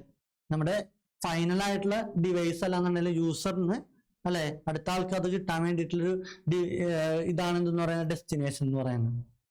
ഇതാണ് ഡിജിറ്റൽ കമ്മ്യൂണിക്കേഷന്റെ ബ്ലോക്ക് ഡയഗ്രാം എന്ന് പറയുന്നത്. ഇനി അടുത്ത write short note on optical fibre. Optical ഫൈബറിനെ കുറിച്ചിട്ടുള്ളൊരു ഷോർട്ട് നോട്ട് ചെയ്യാനാണ് പറഞ്ഞിട്ടുള്ളത്. അപ്പൊ ഒപ്റ്റിക്കൽ ഫൈബർ എന്ന് പറയുന്നത് is a technology that transmit data as light pulse. ഇപ്പൊ നമ്മൾ ഒരു ഡാറ്റ ട്രാൻസ്മിറ്റ് ചെയ്യാണ് അല്ലെ. ആ ഡാറ്റ എങ്ങനെയാണ് ട്രാൻസ്മിറ്റ് ചെയ്യുന്നത്? ലൈറ്റ് പൾസുകളായിട്ട് ആ ഡാറ്റനെ ട്രാൻസ്മിറ്റ് ചെയ്യുക. എങ്ങനെ? ത്രൂ ടിൻ അല്ലെ, ഗ്ലാസ് ഓർ പ്ലാസ്റ്റിക് ഫൈബേഴ്സ്. ഇപ്പൊ ഇത് ഉപയോഗിച്ചിട്ട് എന്ത് ചെയ്യുക? നമ്മൾ കൊടുക്കുന്ന ഡാറ്റാസിനെ ലൈറ്റ് പൾസുകളായിട്ട് ട്രാൻസ്മിറ്റ് ചെയ്യുന്നതാണ് എന്ന് പറയുന്നത് ഒപ്റ്റിക്കൽ ഫൈബർ എന്ന് പറയുന്നത്. It widely used in modern communication network. അപ്പൊ ഇത് കൂടുതലായിട്ടും മോഡേൺ അല്ലെ കമ്മ്യൂണിക്കേഷൻ നെറ്റ്വർക്കിലാണ് നമ്മൾ ഇത് ഉപയോഗിക്കുന്നത്. ഹൈ സ്പീഡ് ഇന്റർനെറ്റ്, ടെലഫോൺ ലിങ്ക്സിലൊക്കെയാണ് എന്ത് ഉപയോഗിക്കുന്നത്? ഫൈബർ ഒപ്റ്റിക്സ് ഉപയോഗിക്കുന്നത്. ഇനി അടുത്തത് ഫൈബർ ഒപ്റ്റിക്സിന്റെ അഡ്വാൻറ്റേജസ്. ഇമ്പോർട്ടന്റ് ആയിട്ടുള്ള ചോദ്യമാണ് ഫൈബർ ഒപ്റ്റിക്സിന്റെ അഡ്വാൻറ്റേജസ്. ഒന്നാമത്തെ അഡ്വാൻറ്റേജ് ആണ് very high data carrying capacity. രണ്ടാമത്തെ അഡ്വാൻറ്റേജ് ആണ് low signal loss over long distance. അടുത്ത അഡ്വാൻറ്റേജ് ആണ് immune to electromagnetic interference, light weight and flexibility, more secure and reliable than copper cables. അപ്പൊ ഇത്രയുമാണ് ഇതിന്റെ അഡ്വാൻറ്റേജ് എന്ന് പറയുന്നത്, നമ്മുടെ ഫൈബർ ഒപ്റ്റിക്സിന്റെ അഡ്വാൻറ്റേജ് എന്ന് പറയുന്നത്. അപ്പൊ ഈ ചാപ്റ്ററിൽ നിന്ന് വൈഫൈ അതേപോലെ തന്നെ ബ്ലൂടൂത്ത് അതേപോലത്തെ ചോദ്യങ്ങളൊക്കെ പ്രതീക്ഷിക്കാം. ഇത്രയാണ് നമ്മൾ ഇന്ന് ഡിസ്കസ് ചെയ്യുന്ന ചാപ്റ്റേഴ്സ് എന്ന് പറയുന്നത്. അടുത്ത് ബാക്കി 3 ചാപ്റ്റേഴ്സ് നമ്മൾ കഴിഞ്ഞ ദിവസം നമ്മൾ ഡിസ്കസ് ചെയ്തതാണ്. നിങ്ങൾ നന്നായിട്ട് ജനറൽ എഞ്ചിനീയറിംഗിന്റെ പരീക്ഷ നന്നായിട്ട് അപ്പിയർ ചെയ്യുക. എല്ലാവർക്കും A+ അച്ചീവ് ചെയ്യാൻ പറ്റട്ടെ എന്ന് പ്രാർത്ഥിക്കുകയാണ്. ഓക്കെ, ഇന്നത്തെ ക്ലാസ് വൈൻഡപ്പ് ചെയ്യാണ്.